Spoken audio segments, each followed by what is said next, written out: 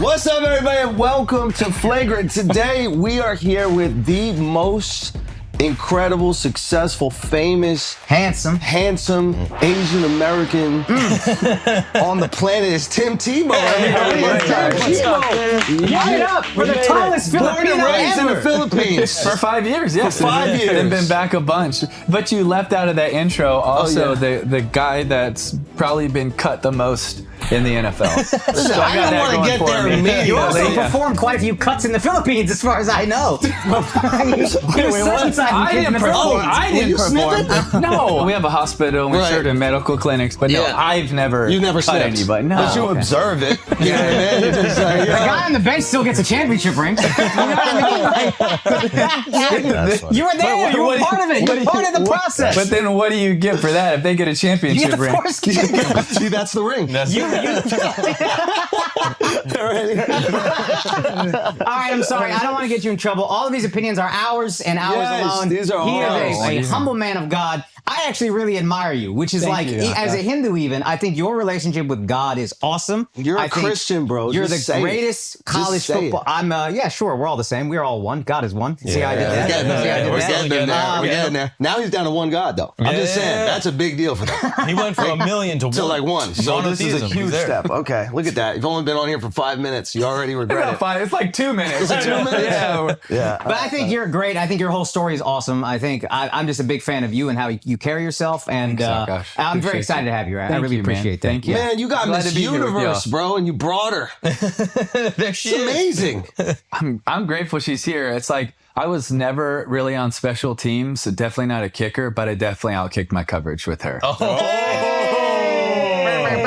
What did you do last night? You got in trouble? What happened? You know what's crazy? This is just him.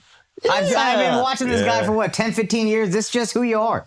Dude, can we go back a little bit to like, okay, so we have a real Florida boy here. You know that, right? Yes. Where in Florida? Yeah, Orlando. Okay. And Sarasota, too. I was zoned for Lake Mary High School. Okay. Yeah. Nice. Okay, That's we far also away. How far? Also homeschooled too, by the way. Yeah. Also homeschooled. Yeah. Did you man of Christ. get razzed a lot? Also being homeschooled. Yeah. But my problem is that I wasn't like a 6'3" quarterback, so I fit the stereotype. You know what I mean? No. The ponytail and the beard and the outfit does not fit the stereotype of a Can I be honest with homeschooler. you? Mark is like a really handsome guy. Like I have no issue saying that. Yeah. Next to you, he looks like dog shit. Okay, It's like, why does that have to come up? Why does that have to come Let's get some AC in here, bro. It is. I thought it was just a coffee, but it definitely It's getting hot in here. You feeling the pressure, man. It's election day. We just wanted to bring you in here. We needed a good Christian to talk man. politics. Exactly. That's what before the city turns Muslim. So it's the big election. Okay. No, not How do we just move on from homeschooling? No, we're getting back to it. We're drinking urine. What is happening? It's not. It's electrolytes. Oh, sorry. It's electrolytes. Yeah. Okay. All right. Fair enough. Your own from your own body? No, just regular. Okay. So you're in Florida, okay? Now I grew up in New York City. This is New York City, as you probably know, it's not like a big college football town. It is not At all. At Okay. all. I'm like acutely aware of you and what's happening, right? So I'm like, okay, this is something else. There's like this. There's a different level of stardom. You're walking around like on college. Can you even go to class? Or is it something where people going, this is too much of a distraction, you can't go? No, I took a lot of pride in actually going to class. Sometimes it would be hard leaving class because there would be a lot of people that sometimes be waiting, especially when it would come to like Thanksgiving and Christmas, because then they would all have like the jersey or the football they would want you to sign to give to their family for Christmas. That made it difficult. That was tough. So can we backtrack a little more? Even so, you go to Florida, you're homeschooled, and then they have a rule that allows you to go play football even if you're homeschooled. Yeah, and you play football. You win a state championship with a broken fibula. Yeah. Well, it happened earlier, but yes. Okay. We're slicing hairs. But okay, so you win the national championship. You go to Florida. What's that recruitment process like? Because my understanding of recruitment is they'll throw girls at you, they'll throw XYZ at you. That ain't anything you're interested in. With all due respect, obviously, we know his story. Yeah. So, but what's recruitment like for you? It's probably different than it was for Aaron Hernandez. Yeah. You know what I mean? Oh, I can't wait to talk about Aaron. But go on. Okay. I would say that recruiting was really unique and different from school to school. And the schools that really do it well, like the Alabamas, the LSU, Southern Cals, Michigans, they do it really well. And actually, I didn't think that Florida at the time recruited as well. I wasn't even interested in Florida until my senior year. They got rid of the whole coaching staff, brought in Urban and Mullen and all these great coaches. And it really changed I was honestly planning on going to Alabama the whole time. Oh, really? Yeah. Wow, that's ironic. Until the very last moment. And people don't actually realize how close it was. I literally had to tell the world on like maybe December 15th at 5 p.m. in the afternoon in an auditorium that was packed, half orange and blue, half red and white. And I was so torn. I couldn't make a decision till literally the last second. And I'm standing outside with my dad, and there's a process that leads up to it. And I couldn't make a decision. And I'm just like, Dad, what do I do? What do I do? What do I do? And he's like, all right, let's go back over priorities. This is 5 minutes before I have to tell the world. And he says, all right, Timmy, what are your priorities? And I say, that is what you tell me. It's the people. It's always about the people. It's most important. It's who you're around. He said, I agree. But can I ask you a different question? What if it's not about all the people, but it's just about one person? Because you can't get coached and mentored and trained by everybody. If you could just pick one, who would you pick? And I said, man, I love Coach Shula at Alabama. But if I could just pick one, it'd probably be Coach Meyer. He said, okay, then there you go. And I said, all right, I'm going to go to Florida. Why Coach Meyer? Over Saban is, I think we'd say the Saban greatest. wasn't at Alabama At the then. time. Coach Shula was still at Alabama, Okay. and then they got rid of him after the next year and brought in Saban. Do you and regret, that changed do you all of regret it. how it all worked out? You think maybe he could have gone Saban, dude? I think he was still at Miami with the Dolphins and then at he the left time. them high and dry. Yeah. But okay, so you decided to go Florida. Well, so then I pick up the phone, and this is the funny part. I pick up the phone to call Coach Shula to tell him I'm not going to go to Alabama because I think that's the right thing to do. And so I pick up the phone, and I was very close with him and his family, and they're just awesome people. And I was very close. So I got emotional telling him, and he had some tears. And I said, Coach Shula, I'm so sorry, but I'm not going to go to Alabama. And he said, Timmy, you stop right there. I love you just as much now as if you came to Alabama. You're going to have a great career, and hopefully I get to coach you one day. Wow. And I hang up the phone. I look at my dad, and I said, Dad, I made the wrong decision. that's the coach I'm supposed to play for. That's the one I'm supposed to play for. And then I was like, no, I'm not going to get swayed. I'm going to go to Florida. So I pick up the phone to call Coach Meyer, and I got like 3 minutes before I have to tell the world. Pick up the phone to call Coach Meyer. I'm wiping off these tears from Coach Shula in Alabama, and Coach picks up, and he's like, hey, Teeves, how we doing? And I'm wiping off tears, so he doesn't know they're Alabama tears, but he's like, and I say, hey, I'm good. Hey, Coach, I'm coming to Florida. And right before I say that, his phone goes dead. And so he's in the car because he knows I'm about to make a decision. He's got ADD, and he's trying to, just drive to be able to relax. And so he stops, and he's trying to get his BlackBerry charged. And I guess that's why I went, but I was out of business. I'm not sure, but he's trying to get the charge back on and turning it back on. It won't go. It's going to voicemail. And they're like, you got to get on stage. So I rush onto the stage, and I sit down, and my family and some friends and coaches are sitting up on stage, and they're got a countdown going. Their ESPN's miking me up. My dad's sitting right beside me. And as they're miking me up and they're literally counting down, I go, Dad. And he's kind of annoyed at me. He's like, what, Timmy? And I said, Dad, I didn't actually tell Coach Meyer I'm going to Florida. I could still go to Alabama. and so the audience can't hear me. But everyone, because I'm mic'd, everyone with ESPN can hear me. Yeah. And so you can kind of see they're like, what's wrong with this kid? Right? Working on the production. Yes. Oh my God. They're like, what's wrong with this kid?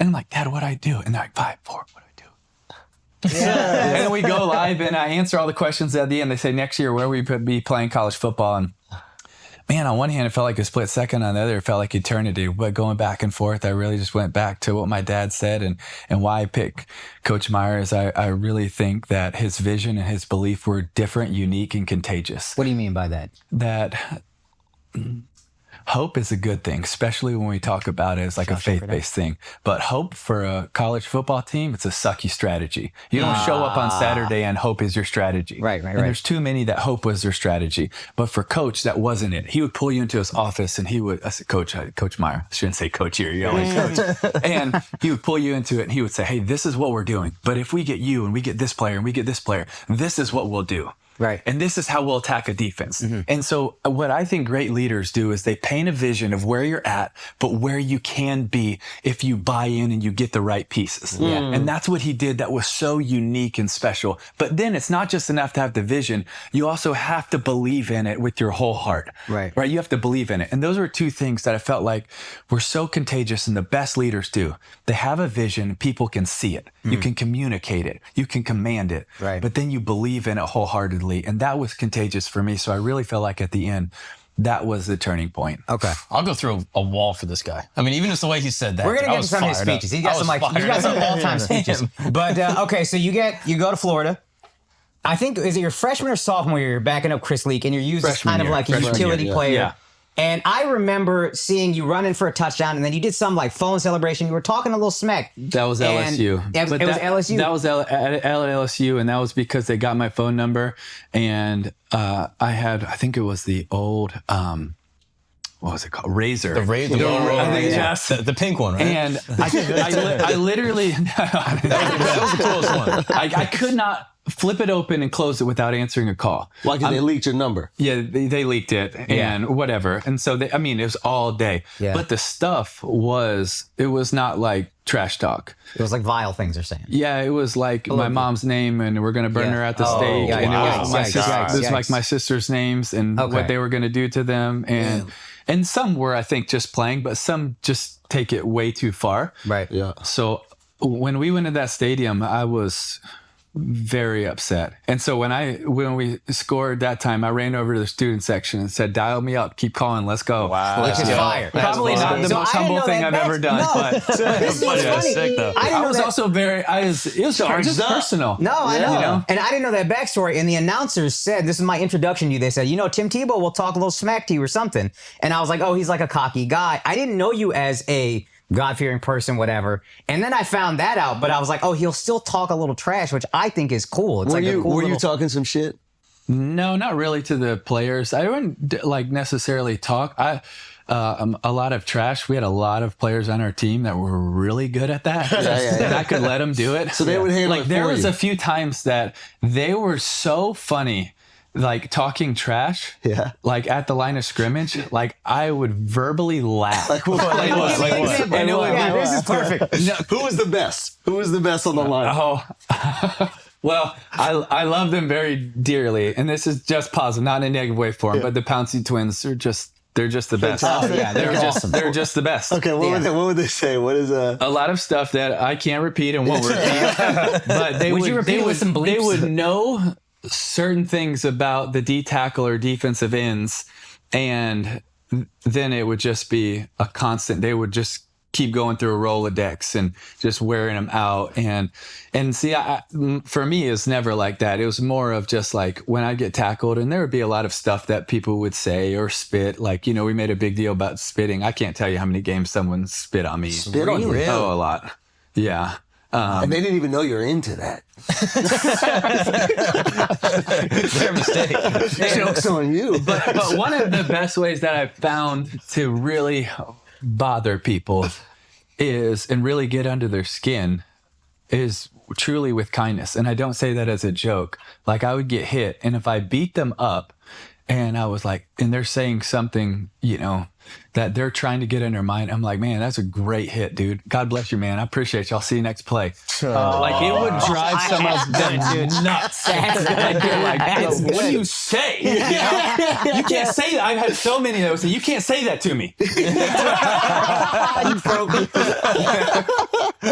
And it was like, why am I I'm not gonna play the same game as you. That's smart. And you lean into what you are. You know what I mean? Well, it's don't get me wrong. There's some times that my temper was definitely close to getting the best of me. Yeah. Yo, I got one show. There is one show booked, okay? We did not hit Providence, Rhode Island last tour. Shout out Providence. Got a great comedy club out there, the Comedy Connection. But this will be part of their comedy festival. It is at the Providence Performing Arts Center, if I am not mistaken.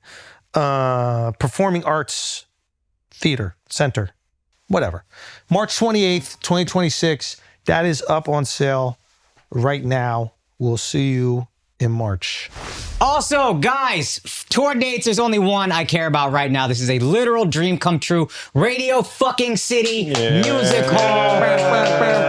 Thank everybody who watched this podcast. Thank all of y'all. I love you guys. April 18th. We're pulling up. Sell that shit out. Let's go. I promise you it's going to be the best show I've ever done. Hopefully the best show you've ever been to. AkashSingh.com for tickets. Pre-sale is live now. Use the code Akash. I love y'all. Let's get back to the show. Live now? Suck live now. Let's Suck go. his dick. Suck his dick. But for real, light it up. Go get those tickets right now. We're all showing up. April 18th, Radio City Music Hall. Let's do it. What's up, people? Your boy Mark Gagnon. I'm coming on the road. Philadelphia, Pennsylvania, Fort Wayne, Indiana, Chicago, Hoboken, and many more dates to be announced. I cannot wait to see you guys there. Come on out. See me on the road. One singular hour of stand-up comedy. Some have said that it is this one of the stand-up comedy shows of 2025. So I'll see you guys there. All right. Freshman year, y'all won the national championship. You beat OSU, I believe, right? Yes. Yeah. And then, so you're kind of utility guy.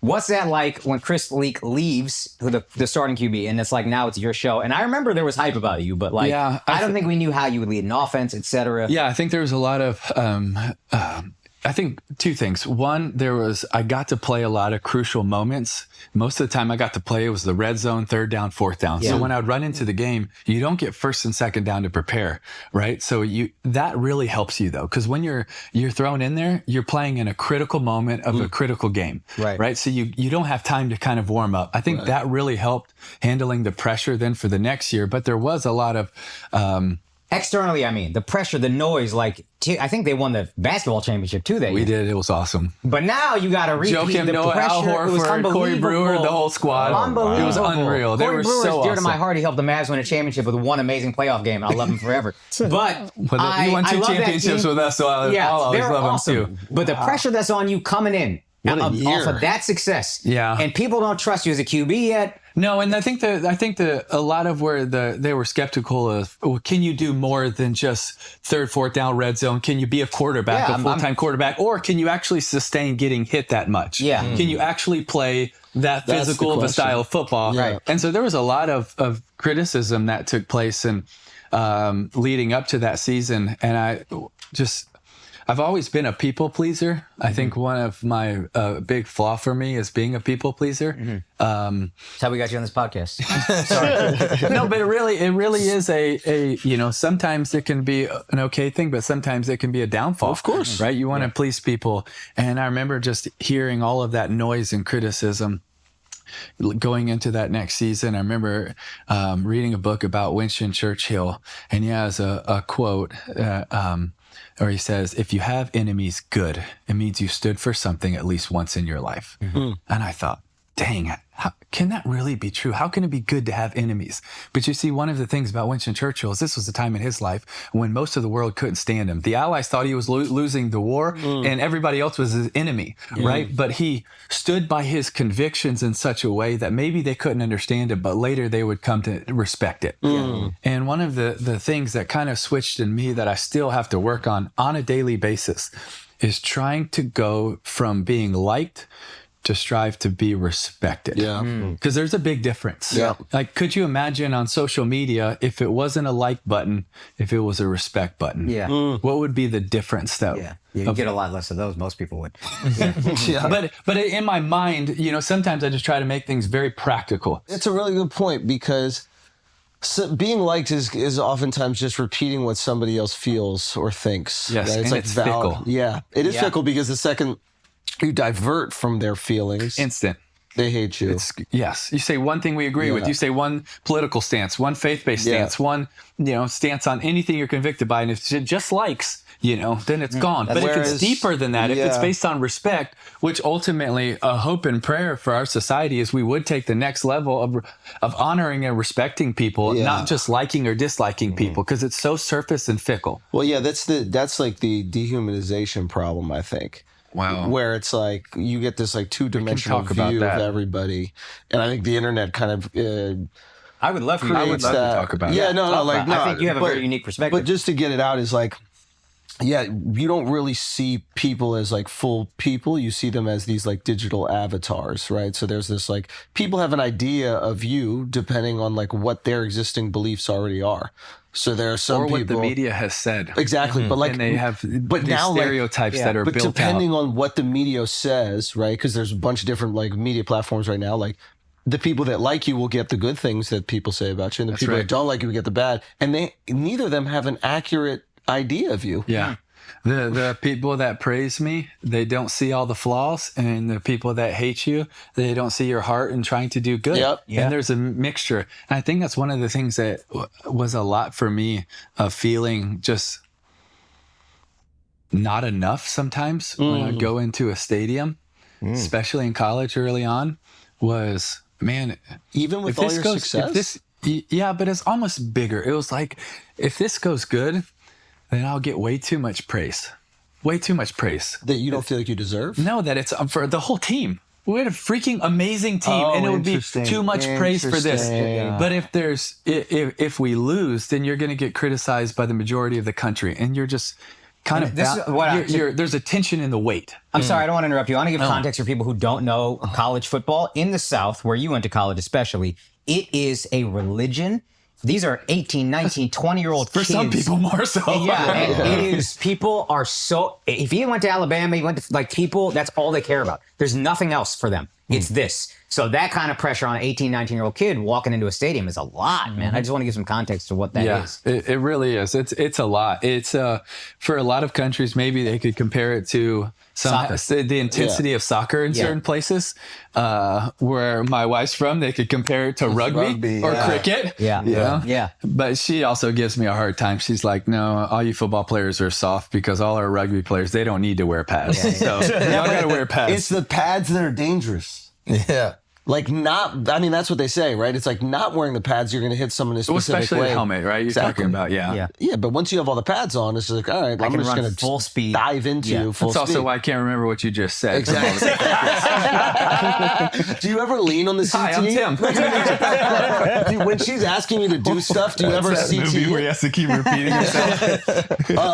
But do you ever do that with her? Like, do you pretend you have it so you don't have to do chores? Or that's smart. Yeah. That's smart. No. Never? Sorry, I No, lost my she's temper way too earlier. smart for that. Yeah. Yeah. Oh, Just dude, it's you like a gotta have full-time that. excuse. Yeah, you have that in the back pocket. I think my I dad. can't remember. Sorry. Because my dad, he has dementia, but like for a long time, I thought he was sorry. faking it to. No, don't, because I think he's happier. Because he just gets away with everything. Like he'll just be like inviting the boys over. My mom's like, "What's going on?" He's like, I can't remember anything. So I think he might have been putting it on for like the There's a last silver decade. lining in everything. He's Yeah. so happy. He's so happy. My mom says shit, forgets it immediately, happy. Oh, nice. The Lord works in mysterious ways. You can't just say that when you want to. The glass is half full. I'm looking at this as a beautiful gift. Optimism. Yeah. A beautiful thing. It's from God. Okay, so first year, I want to just talk really first year. When you were the backup the first year, like you seem like a team guy, right? I imagine like you want to root for the other players on the team, but you're also someone who believes in yourself and ambitious, competitive.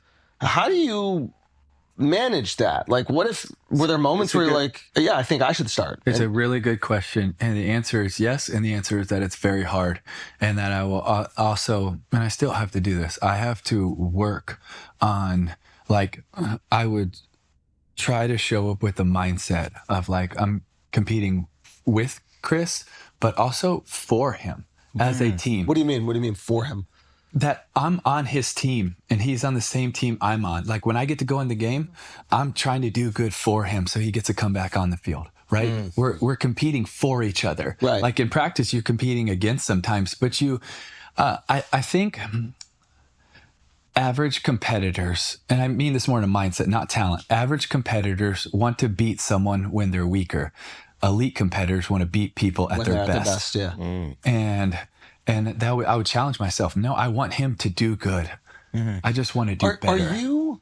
And I think also to answer your question, I would try to show with the mindset and the kind of the renewing of my mind every day to say like, no, I'm going to root for him. I'm going to praise him. I'm going to encourage him. I'm going to want the best for him. Am I going to want to do great? Yes, but I'm going to choose to root for him. But it's a choice. It's a choice. That's the thing. It's not always emotion. Your Yes. emotions and our pride and my ego and all of that, Yes. it can get to you. And if we're not fighting against it, Yeah. that is a daily moment by moment thing. That's interesting to me because in order to have the competitive drive to reach the levels you've reached, oftentimes the people that have it do not have that other compassionate part, right? Where they go, I really want that person to win as well. That is something that you have to turn on constantly. Now, are you competitive at every single thing in your life? Yes. Okay. Okay. So like ping pong, Yes. relentless. Yeah, I don't play it a lot, but I doesn't matter. Whatever we play, I I'm beat very the shit out of you, Tim. Shit out of you. Probably would. Probably would. He doesn't believe that. We're gonna have the Pouncey twins talking shit to you. Show me the side of the table. Okay. All right. Where's that drive right now? And give me like a game, not in terms of what you're doing, in terms of affecting the world, the charities, all these things. Like, what is like the game that you can be relentlessly competitive at? Is there anything? For him, it's paddle. Golf, pickleball, probably now. Pickleball. Oh, you're not a pickleball fan? No, Well, we you need said to that get with you such over to paddle. disdain, Bro. bro. I play paddle. What is- I play paddle. So a it's paddle so, elitist. Or padel or whatever it is. You're mocking me? No, not at all. Are you I would serious? never. You That's love how you pickleball. that's how you trash talk. This is trash talk. This is what I like. Okay. No, I would never. I would never. I'm sure it's a wonderful game and you're very good at it. Yeah. No. Bless your heart. No. I mean, it is like the rich man's pickleball, I guess. You're rich. You're the richest Filipino in history. No, Manny Pacquiao. That's Manny Pacquiao. Yeah. He's gambling away. No. Okay. No. Pretty Pickleball is a fun, like older people thing, but you're a young man. Have you ever played singles in pickleball? Yeah, I've watched it. No, I've no, watched it. no. I've hit a couple. You know, it's ping pong while you're standing on the table. It's adorable, but I feel like you could really be effective in paddle. I think I just want you to try it one I time. would love to try it. I'd That's love it. to play. Thank you. That's where I want us to Totally get. open to that. Yeah. I'd love to. Yeah, Next time we're in New York. yeah. Aren't you allowed to hit off like the glass and stuff too? You can hit off the glass. Yeah. You know I it. don't really know all the rules, but I'd love to learn. It looks fun. It is very And fun. I think I've heard, it might be wrong in this, but I think I've heard that it's like the fastest growing sport in the world. Might be. guy The way this guy talks about it, I feel Guy like it knows. is. He's a ringer. Is it? He's been playing It for is. 3 years. Yeah, Tim's it a ringer, is. dude. You can tell. It is. He's rope-a-doping you right now. It is. He is. This is what he's doing. He's buttering me up. Let's put some money on it. Yeah, let's just put a little something. Do you gamble a I'm little bit? pencil whipping. Yeah, a little bit. Do you gamble a little bit? No, just, we just consider it a different form of tithing, right? I like that. Can we do prop ties? So no, over under. But He's coming back. But He's you know coming it's back. always fair. Like Yeah, if you're there, 92% if there already. is a wager, then it's like, okay, you can give to the charity of my cause. If I lose, give to the charity of your You know, cause. So I like this much better. I actually don't gamble on any sport that I play yeah, me neither. because I'm. I mean, of course I don't. But I wouldn't do that anyways. What about like while we were playing? Did that happen at all? Is that a big story in the news now? Or No. I'm kidding. I mean, that would never happen in sports. Why would anybody do that? Why would any of these NBA players be like pulling themselves out of the game for no reason? You know? This is like a real issue. I honestly don't know much about it. I just heard from the news, like, of obviously what happened in the NBA. And I really do think it's important that that is not a part of any of the game. Because if people lose of course, trust dude. and you lose credibility, This is your least then you controversial lose the stance. loyalty of people. Yeah. Like- 100%. Yeah. But it's so easy with these prop bets. Like back in the day, you had to throw a game. You know what I mean? Like now you could just get less than 8 rebounds and then your buddies can make a bunch of money. So what do you think? There's someone on the sideline or the court side that's like, hey, they got a they hand just signal keep to him. it- You got 7 Yeah, rebounds. they're keeping track. I'm sure if it's 100%. rebounds, I You keep believe track of that? that. I mean, it's proven. That's the accusation. That's the Jonte Porter. FBI is He saying. got arrested for it. Like they found out. But also like the thing that the people gambling don't understand is the betting sites are so sophisticated, they can tell when a lot of money comes in on an obscure bet. So immediately they flag it and tell the NBA. Isn't it crazy though, with so much of these games, how close they are with the lines? Oh yeah. Oh, It's yeah. crazy. Yeah. Yeah. Like Yeah. You can't. You can bet. You can guess who's going to win. I think with fairly decent, but like the spread, you're never going to beat it. It's so crazy hard. sometimes. Yeah. I don't know how they do it. They know every piece of information. They know everything. It's crazy. Yeah. Okay. What are we talking about? We were talking about Aaron Hernandez. No. No, we'll get there. We'll get there. I have a quick no, question. we're talking. Sorry, just to finish that one point out. Okay, so you're competitive. You're able to root for your teammates, and you're able to root for the guys that you're competing against. But it is an active choice. It's not something that like maybe comes the most naturally to you because being competitive is probably what is instinctual. It's very instinctual, and it's that drive. But then I also feel like it gets easier when you're able to bond with teammates and you go through collective suffering. Yeah. Right? Then there's such a deep level of respect and hardship that it becomes also easier. Like, how do you get your teammates respect? Super Christian guy. You're not partying with anybody. I assume. I don't drink. But that doesn't mean that you girls. don't go. This guy still doesn't mean respect that me. you don't hang with respect them, that you don't spend time, that you don't have fellowship, that you don't have relationship, that you don't. I think sometimes So that wasn't that's an just obstacle at all. I don't want to say it's not an obstacle. I would try to spend time and hang with my teammates, but there's also like areas where they, like you just You'd go to the party, you just wouldn't partake in the stuff. some of it, yeah. And it's just I don't know. I think I was just trying to figure it out. How do you do it? Right. was No that one trains you for it. You just try to. No, what was that like? You walk into a party as you and Florida. What was that? I know your wife is here, but was it crazy? Were girls losing their minds? Girls were losing their minds. With all due respect, people would cry when they saw him on campus, dude. This is also what I want to ask you. When does it go from the dehumanizing is also on the positive end? Tebow mania. When do you feel that thing hit? We just gonna jump off the parties real quick. We're gonna leave that. Go to the parties now. Do you just remove yourself because it was almost you're like a boy band at the time, right? It was that type of sensation, right? Do you go? I just got to get out of here, like yeah, sometimes. But then you're like, I can't let this not let me spend time and have fellowship with my teammates. Right. It's like, I don't know. I'd say I just did it imperfectly and trying to figure it out. Like, what did the Pouncey twins say? They're always supportive. No, but when you're like, listen, I'm waiting until marriage. Like I'm 100% waiting. What were there? They're awesome. But was there? they're the there was no jokes. There was nothing. There was no fun. Just amongst brothers. Yeah, I mean, honestly, not really. It's only when the media brought more of that stuff up. Yeah. It wasn't really we got two guys here that waited for marriage. They were so supportive. One and two. Well, waited for our wives. Yeah, waited for a while. That's waiting for marriage, right? Well, we ended up married. Yeah. What do you mean? My wife and I had sex before we got married, but those the temptation. We're the only people. The temptation of lust, bro. The carnal pleasure just got to me. I tried. Are so fake. I tried. I was 31, dude. Everyone can kiss my ass. Everyone can kiss my ass. I'm sorry He for didn't wait even as long as I trying to did. bring you there. I want him to feel comfortable. Bunch of heathens on this couch. No, This come guy on. is a- He calls me a he was virgin a every select. day, and now I'm all of a sudden a heathen. Come on. My goodness, bro. Anyway, sorry. I apologize. Back to you, a real man who believes. Like my friends. Can I pick apart something he said? He said 100% not partaking. I know a lot of Christian people growing up in the South who were like, I'm not having sex until I get married. That meant one specific thing. Yep. And I think Talk to me.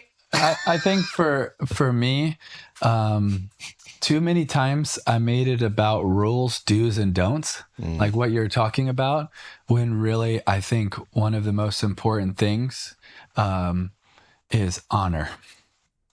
Is that I would honor my future wife. And I think there are so many times I didn't do that in so many areas, in my actions, my words, my thoughts, and it fell short in so many areas. And most of the time it's because you're like, okay, what's the boundary? What's the area? What's that line? Rather than what's right for my future wife. And I think that's, I too many times had the wrong idea and the wrong goal, when it's not about the do's and don'ts. It's about choosing to honor her. That is beautiful, and you took all the fun out of all of it. All of it. Just He's a good guy, man. Forgive him for what he did last night. Forgive him. Did you ever go to parties with the basketball team? And like you guys both win national championships, and then you guys are chopping up together. Now these guys are in the NBA. Yeah, we would be. I mean, Al and Joe Kim and Corey and Lee and all those guys. We'd have some classes together, and just it was awesome though. Just the support from one another. They win the championship. Billy Donovan comes to talk to our team, and and they win back to back, and we win 2 out of 3, and it was just and. Honestly, our swimming team, our gymnastics team, our baseball team, it was just dumb. Like it was so many of the teams. It was like, but at least you were good at sports. Yeah. Oh, let's be honest. It's the #1 public school in the country too. Sorry about it. Oh, really? Yeah, I believe so. Right now, UF is a good school. Yeah, really? I'm shocked by this. Harvard. No, it's good. The Harvard of the South. Wow, that's funny.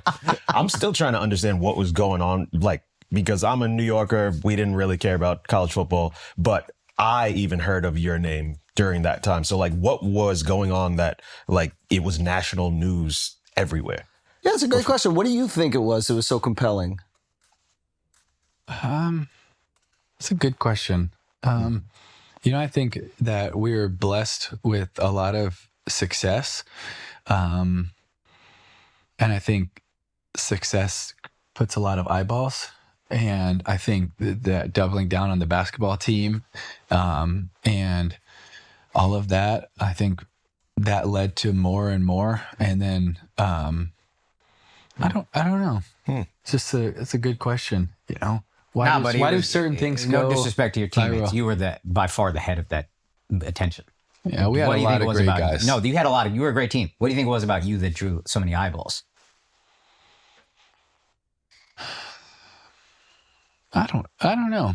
But you know what's interesting? There's a lot of times that I didn't want them. Did you like the attention?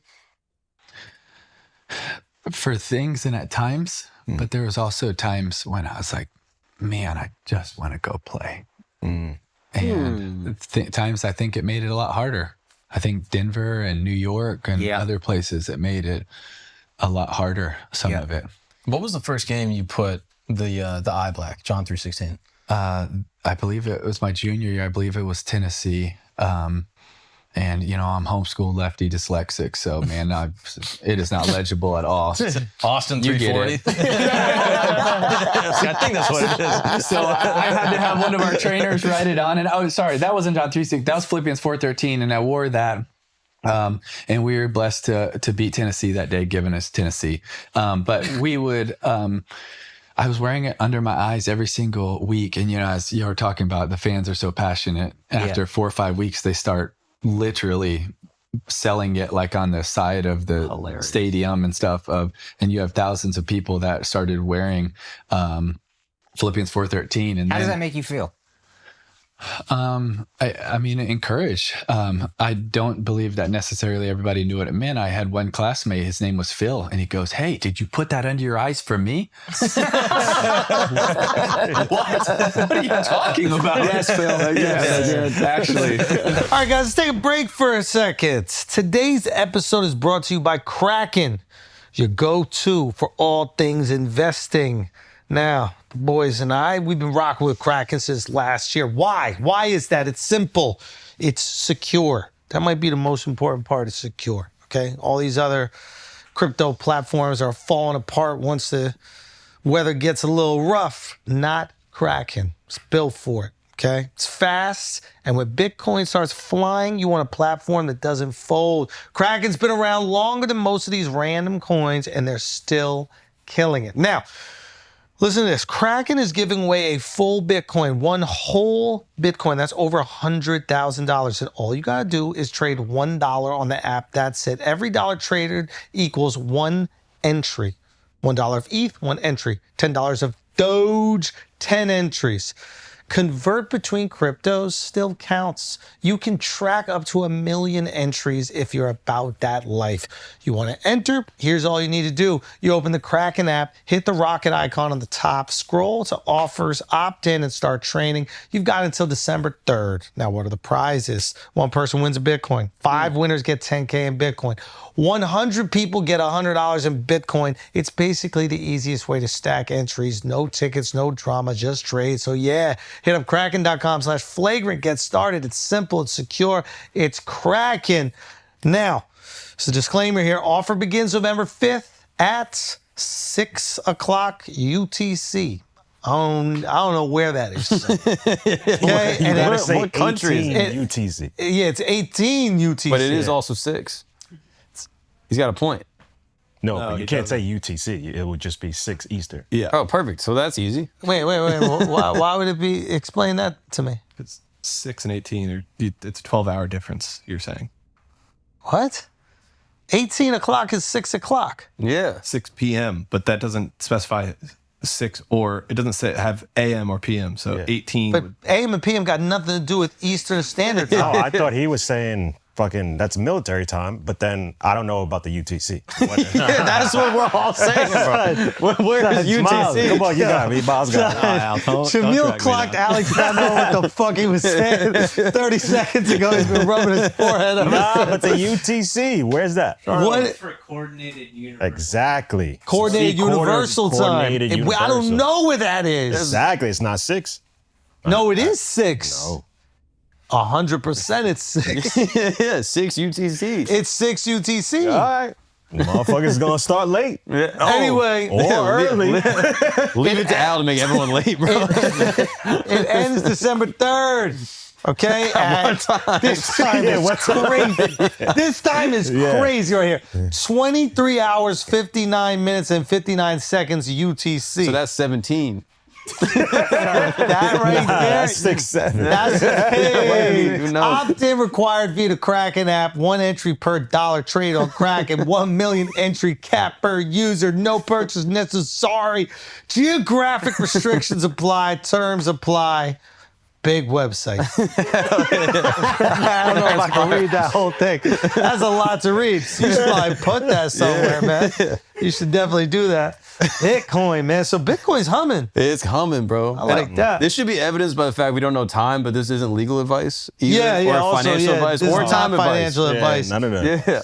I would really look up that time yourself and just kind of see where you are in the world and how it impacts you. Yeah, see what it means. Because to me, that was 6 o'clock Yeah. in the night.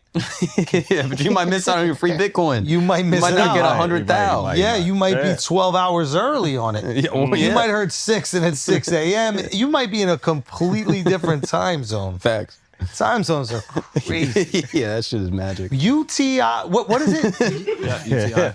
What is it? UTC. UTC. Yeah, and it obviously stands for Coordinated Universal Time. That's what UTC obviously translates Oh, to. it's Spanish. Is that what it is? Where they do it backwards? Oh.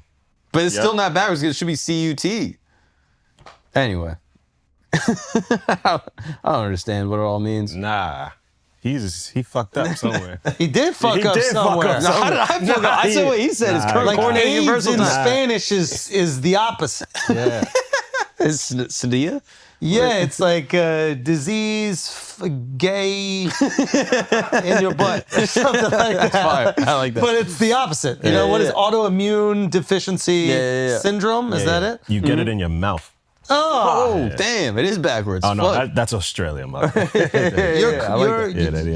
that just made me feel uncomfortable. Yeah, it made me feel weird. Also, you know for a fact that saliva breaks down AIDS. You know that. So we used to tell each other that back in the each day. We would tell that to each other back in the day when we were first getting after it. Yeah.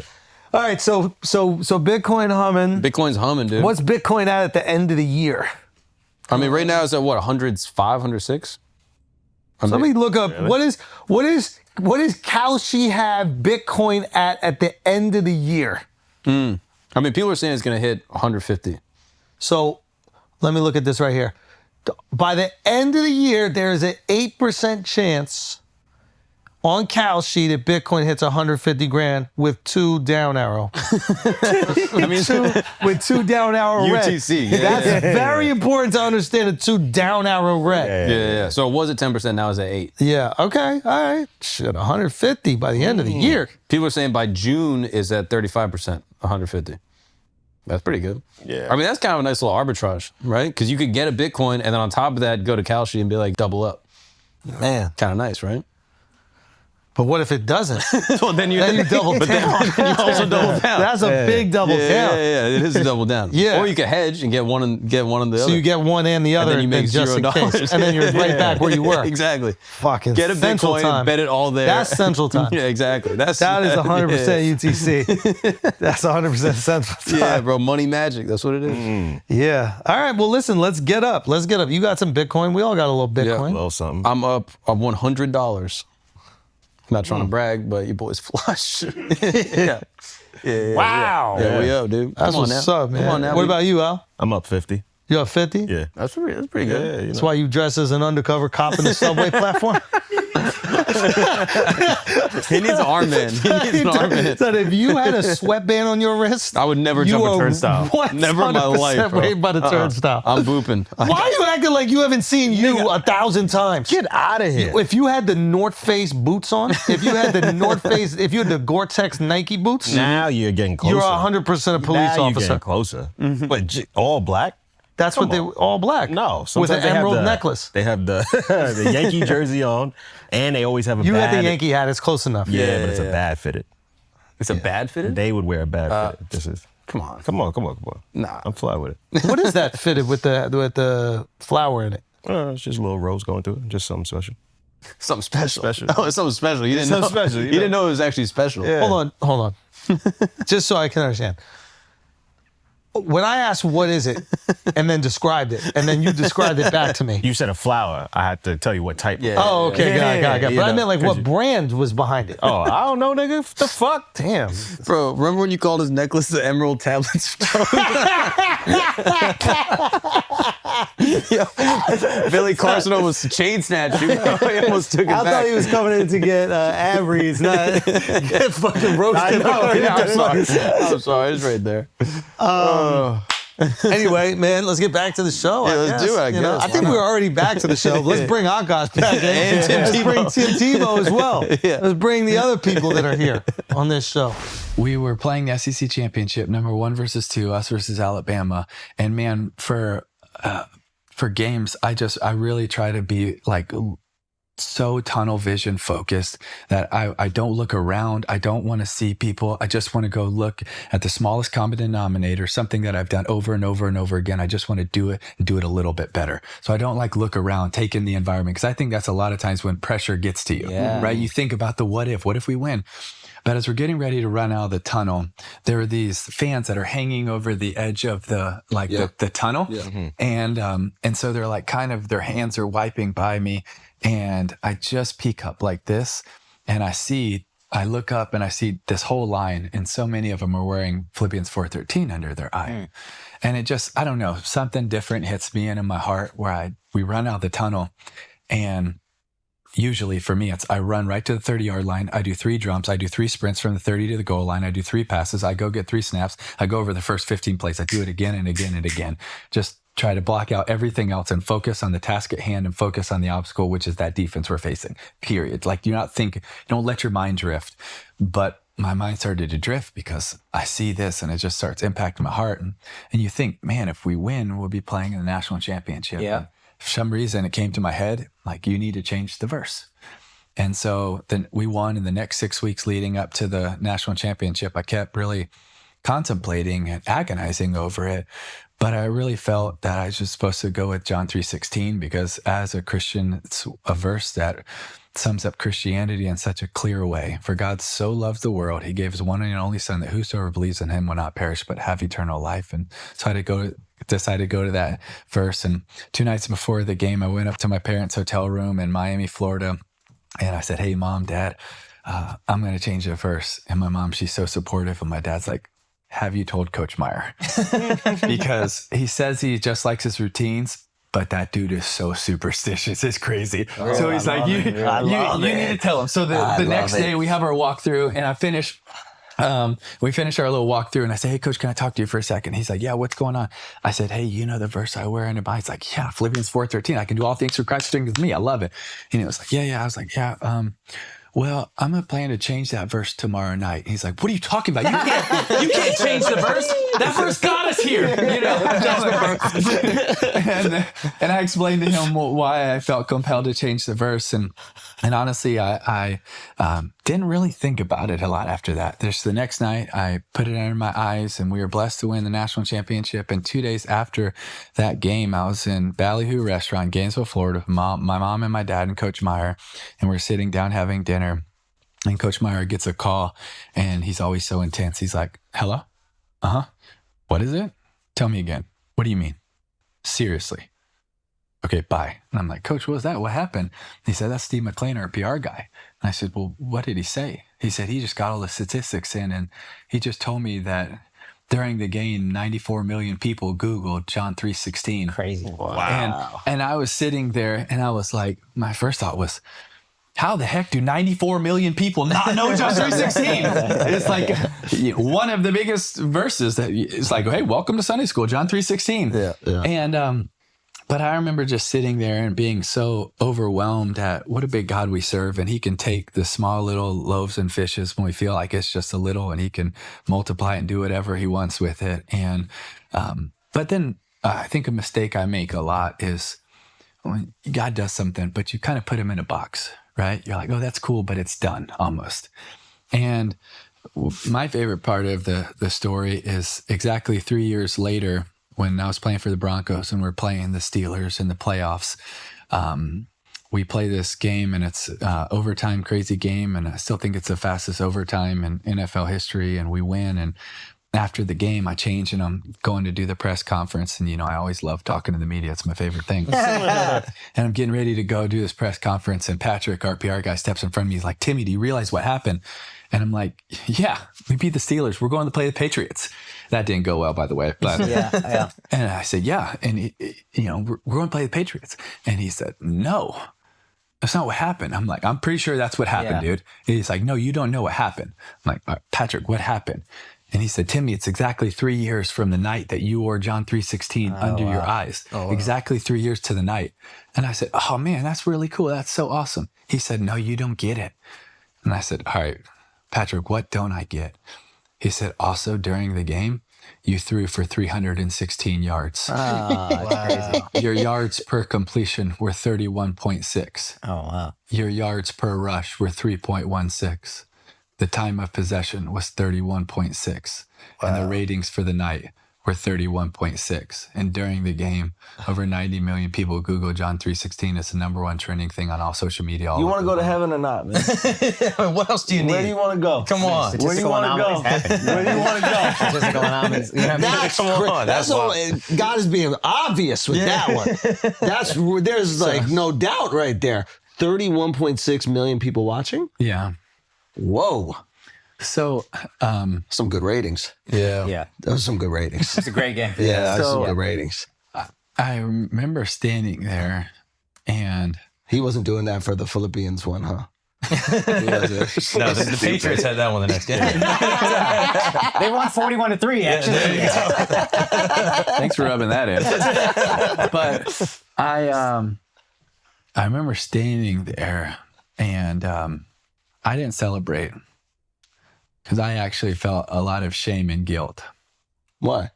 Because I knew my heart and my intentions that night, and they were to prove the doubters wrong. They were to show that I could do it. And they were some good ones to support my teammates, but I was just so convicted, like almost like God was pricking my heart saying, "You thought tonight was about a game." Yeah. And that's what you wanted it to be about. It's never just about a game. I didn't send my son for a game.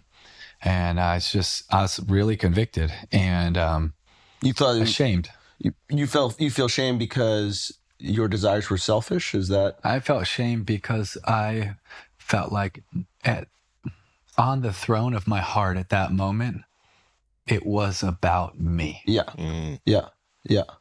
And I walk in to go do the press conference, and they're asking me some basic questions. But you can see all these reporters. They know all this, but they don't really feel comfortable asking all of this. So they're like kind of leaning to the side, like, "Hey, tell me, what about all of these numbers? 3 years from now, so they're trying to figure out how to even ask you the question." So reporters have the data. They're not convinced by it, but they're also like, "This is a no." But they're asking the question. They're like, yeah. And so they're like, so something to the extent of, so Timmy, all of this and 316 and all of these 3 years from, pretty big coincidence, huh? And I remember saying something to the extent to the guys that were beside me, it's media all around, to the guys that were beside me. Well, you could believe that it's a really big coincidence, or you can believe that we serve a really big God. And I think that's something that we all have to figure out. Are we all here because of some massive coincidence and we're all here? Or are we here because there is a God that actually loves enough us to create us in his image on purpose for a purpose? And are we really going to believe? Because if you just believe it's a big accident, then what purpose do you really have? What God believes in Michael Jordan? Is it the same one, you think? The God that believes in Michael Jordan. That guy. The framing of the question really matters. Yeah. God believes in Michael Jordan? Yeah. God gotta believe in you too, right? He believes in Doesn't it go? Does it not? Does it not go? Does it not go both ways? He can't breathe life into you, but he's not going to believe in that life that he breathes? Framing of questions matters a lot. Okay. What's a better framing of it? Well, can I point out one thing that was a really valuable lesson, and you changed your behavior moving forward? Y'all got your asses beat the next week. Yes, we did. Because you weren't selfish enough. That's kind of what I'm thinking. God gave you that selfishness just for that day to make that miracle happen. Reframe that. Yeah, and then he's like, I need this. I think too often people want to make it about a game. I don't think anything about that was about a game. I think you underestimate how much God loves footballs on Sundays. It could have been on any day. You know what I mean? Like, he enjoys it. He likes watching you go out there and cook. He's into it. I'm telling you. I think there's a lot going on. Did y'all ever see some of the SNL skits they made about that? No. They were so stupid and funny, but it was like, all just joking about me praying beforehand. Yeah. But then, Brady and Belichick and all the memes after they beat us from the next one. Some of them were pretty clever. Yeah.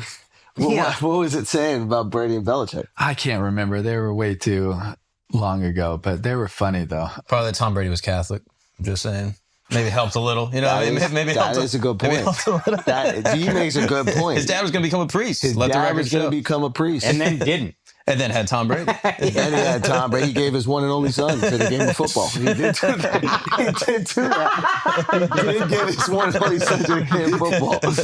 Okay. That's a pretty sacrilegious statement. No. Thank you. I think God loves us equally, obviously. I think he loves you more than Tom Brady. But that's just me personally. And I roasted Tom. Of course you don't believe that. I don't believe it. I'm just saying. I'm always curious because, I went to a Christian school and, we would pray before games. And sometimes Christian, you went to your kitchen table. No, until 5th grade. Until 5th grade. That is a Christian school. Yeah, until the 5th grade, bro. I went to a great school.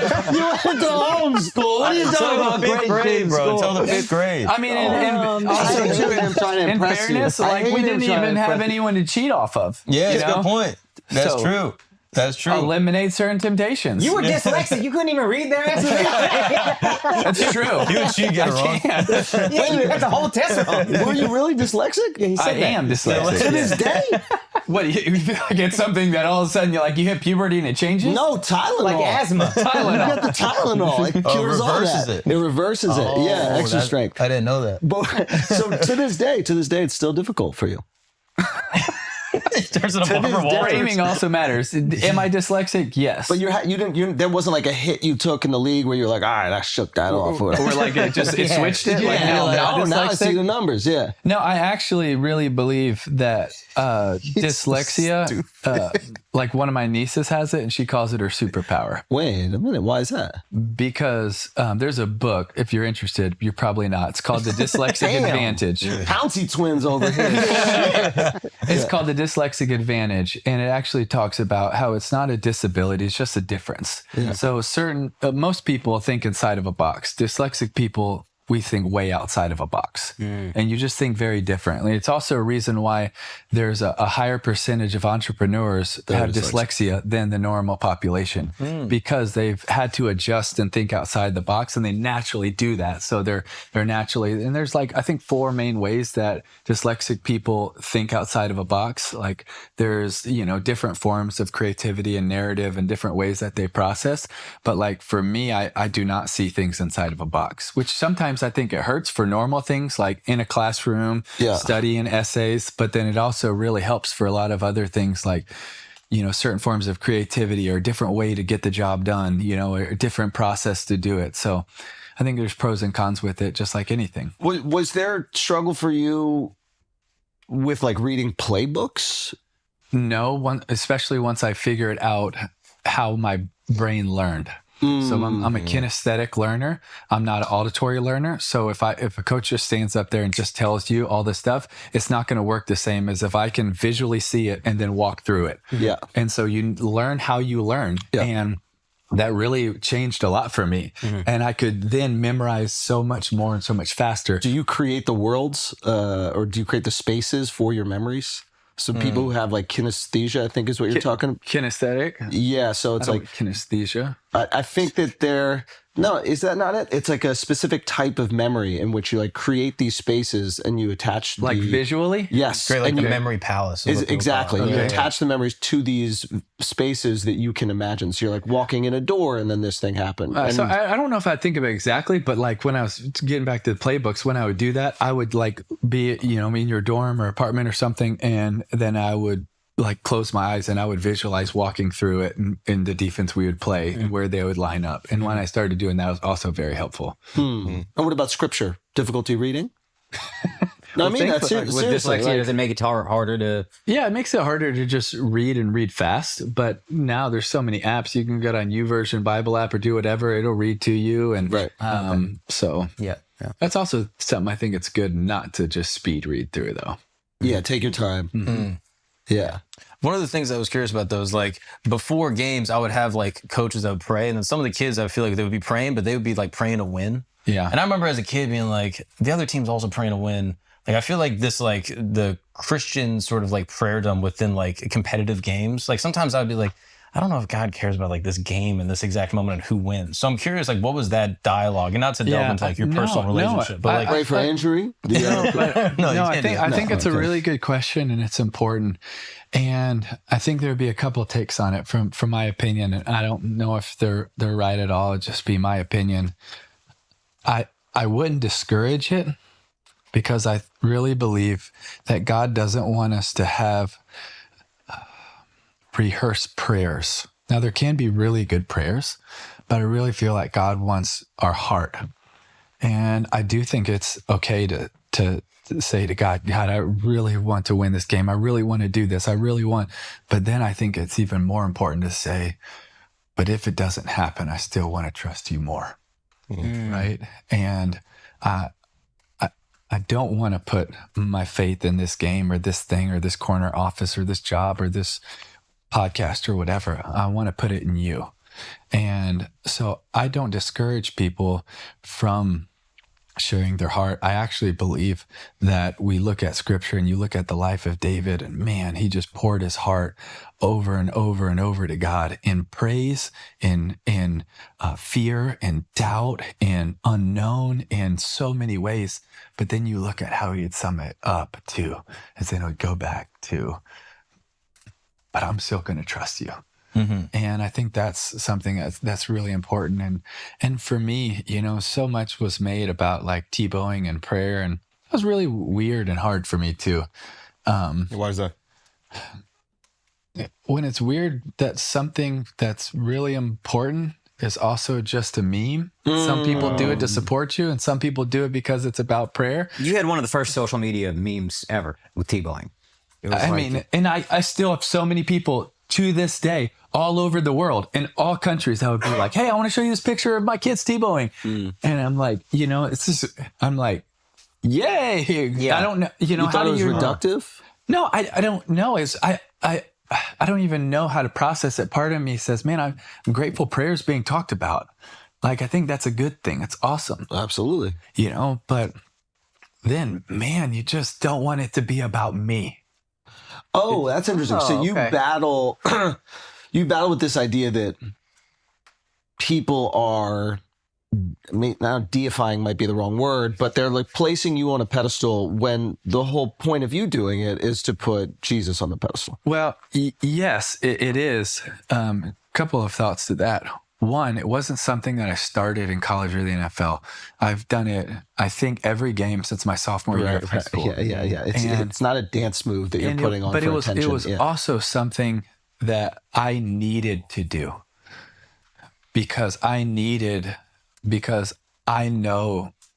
that what my pride and proclivities can lead me to. And so I would try to find that quiet space starting my sophomore year in high school and just give it to the Lord, win or lose. God, let me trust you. Let me love you more than this game. Can I ask what that means? What your pride and proclivities would lead you to? Yeah, just that I wouldn't make it, that when I was mentioning before, what's on the top, what's on the throne? Yeah. Like, because if you ask me, I could give you the right answer. Right. But if you cut me open, you could really see what's on the throne of your heart. Yeah. Is it what you say? Oh, dude, that's great. Too many days it just wasn't. So this And idea, that's just trying to be very honest with you. so you go, you score a touchdown, and like the knee-jerk primal instinctual reaction might be to like have this crazy celebration. There might be like arrogance and pride. And so to remind yourself not to do that, to fall victim to whatever those instincts are, you're doing this Tebowing thing, and then it's memeified. Well, I think that's also where the media picks it up, and it gets back to here where people think I did it as a touchdown celebration. I don't think I ever did it one time as a touchdown celebration. No, I only did it pregame and postgame. Oh, I'm not even saying like, I thought it was because that's what gets reported. Yeah. I thought it was also during like game-winning kicks or whatever. You'd be on the knee, and then people thought you were. Oh, I would do that too. Yeah. But half the time you're just taking a knee because you're tired. Yeah. wait, that's interesting. So it never happened after like a touchdown celebration. I don't think so. No, maybe after never. the game ended, at the end of a game, and we to end the game as a touchdown, maybe. But it wasn't like a celebration. I never. It's not a celebration. I understand what you're saying. yeah. And I think you communicated it well. All right, guys, let's take a break for a second. I mean this sincerely. Your mom needs to get it, man. Your mom needs to get it. And I hope it's your dad that gives it to her. I hope it's maybe a guy that she's dating. Maybe it's a guy that she just met. But she needs that. She needs that. She needs that. She needs it. She needs it to look like a beverage. She needs it to look like a Poland Spring. The reverse way. Cap last. Cap last. Honestly, cap first is cheating. Yeah. Your mom pushed out a baby skull. You think she needs to go cap first on a Poland Spring? Fuck out of here. Your mom could probably take one of them palm beverages. What's a palm beverage? It's a spherical fruit drink. Okay. Pomegranate juice. Yep. Oh, I know it's POM. Yeah. Yep. Looks like a grenade. Yeah, those are good actually. What I'm trying to say is your mom deserves it hard. Yeah, all right. Blue Chew is going to give your mom what she deserves. Something wide. Yeah. Okay? She should look at it. She should think, damn, should I pour cognac in that? That thing's so wide. Yeah. It looks like it could have cognac in it. Good thing it's full of dick skin. And this holiday season, it could be nice. Well, what's going to happen? Just a stocking stuffer, you know? Damn right it is. I wouldn't call it a stocking. But the way it's been hanging out since that fourth child, Jeez. It's real specific. the way it's been hanging out since that fourth child, who knows what Santa might call it. I saw Santa try to crawl up it to leave the house once. You can't get out of the house by crawling up that thing. What are you, out of your mind? There's no way you could pull all your presents and such up there. Point I'm trying to say is BlueChew.com, you can get your first month free. Hardest dick you ever had in your life. All you got to do is use the promo code FLAGRANT, check out. It's just like, you get your first month free. Your mom's happy. You pay $5 for free shit. It's like, you pay $5 for the shipping. The dick is free. Everything works out perfectly for everybody. It's BlueChew.com, promo code FLAGRANT. That's it. Okay? Yeah. Your mom's waddling around that chimney all day. I thought a window was left open. Nope. It wasn't. Just the fan hit that chimney and it sounded like the ocean for a second in the living room. Let's get back to this God-loving Tim Tebow. Let's get back to the show. I would love to get your perspective. We kind of touched on it a little bit earlier, but like right now with the internet, there are essentially 1,000 different realities, right? Like we talked about this earlier. Like there's 1,000 different versions of you. There's 1,000 different versions of me. Whenever I meet somebody, I don't know which version of me they think I am. You know, like, do they think that I'm this guy who like struggled to get pregnant with my wife and then, wrote a comedy thing about it? Do they think that I'm some guy who did some lunatic thing on a podcast? Like, who do I know? You've been going on with this from before the internet has turned into this behemoth. How have you dealt with the world where there's 1,000 different versions of you? That's a good question. Did you feel the need to like correct them? Do you ignore it? Good question. I want to ask you, how do you want people to actually see you? But I can answer the question first if you want me to. I can answer that. I think after having a kid, I cared a lot less about how the world sees me. I think before that, I really kind of defined myself by like my work.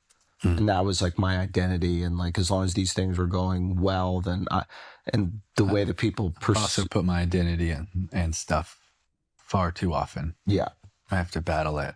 I would say that probably one of the areas that I want to always correct is when people put me on a pedestal. One of the first things that I say is that I don't ever deserve to be on that pedestal. I always want to try to take myself off and put Jesus on the pedestal. Because if people watch or look at me long enough, I will let them down.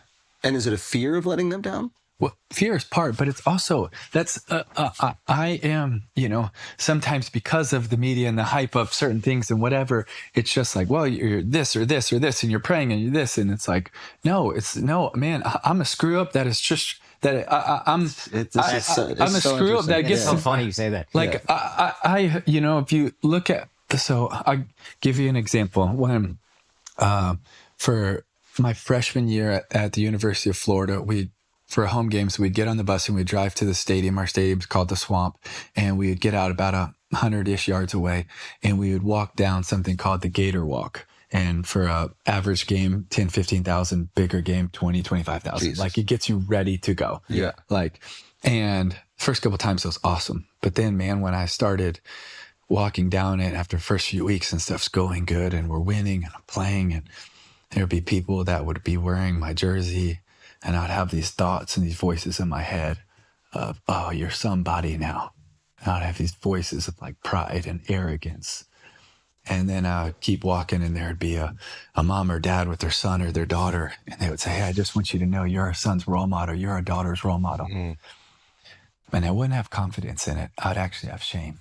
And I would just want to say, no, sir, no, ma'am. Not if you knew me on my worst day, I wouldn't be their role model. Not if you knew my worst thoughts, my worst actions, my worst deeds, I wouldn't be their role model. And then you keep going, and there would be always opposing fans that would be saying stuff, and I would run and retaliate, and I would be angry.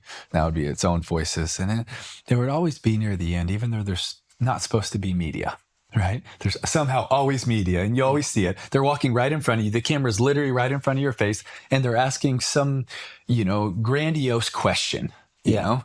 And it would start to hit me, this fear of you're not enough.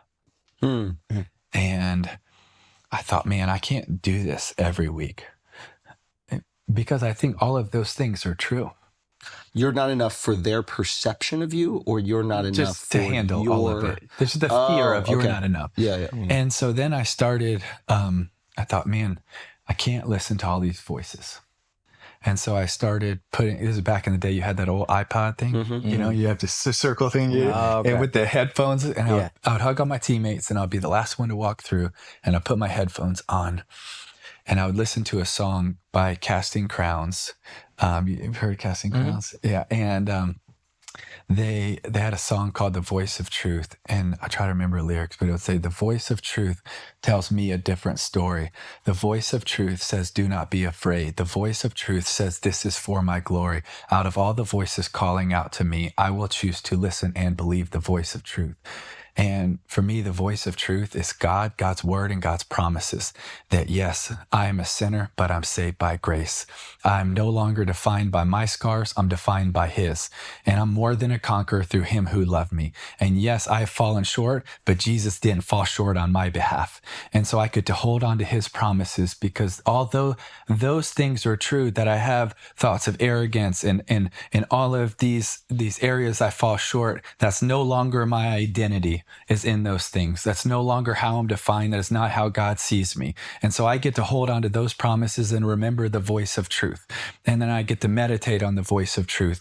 And so that's a long way of answering your question, but of trying to go back to God's word and his love for us, and remember the greatest love story rescue mission of all time is the life of Jesus and what he did for us on our behalf, and to remember that and be focused and filled with that. And yes, that makes me want to take myself off of any pedestal and put him on it, because he's the only one that deserves it. What's interesting, you say that, is I think we feel this on a much smaller scale, but I think we're quick to be like, nah, don't put us on a pedestal, because we're going to fall off. We're not perfect. But what's interesting, I think, is when I'm hearing you say it, I'm like, nobody expects you to be perfect. They just think the way you live, even as a flawed person, is worth admiring. Well, I appreciate that. And I do think that there's an expectation for perfection sometimes. I think sometimes unfairly so. Both are right, but I also think it's that's not Christianity, though. This is I think it's so important, because it's just not shared enough. How would I paint the picture? So many times we talk about Christianity like it's a museum for good people, and it's not. It is a hospital for the broken. Yeah. Period. It is not this place where, hey, you're pretty good, so you're welcome. Yeah. That's not Christianity.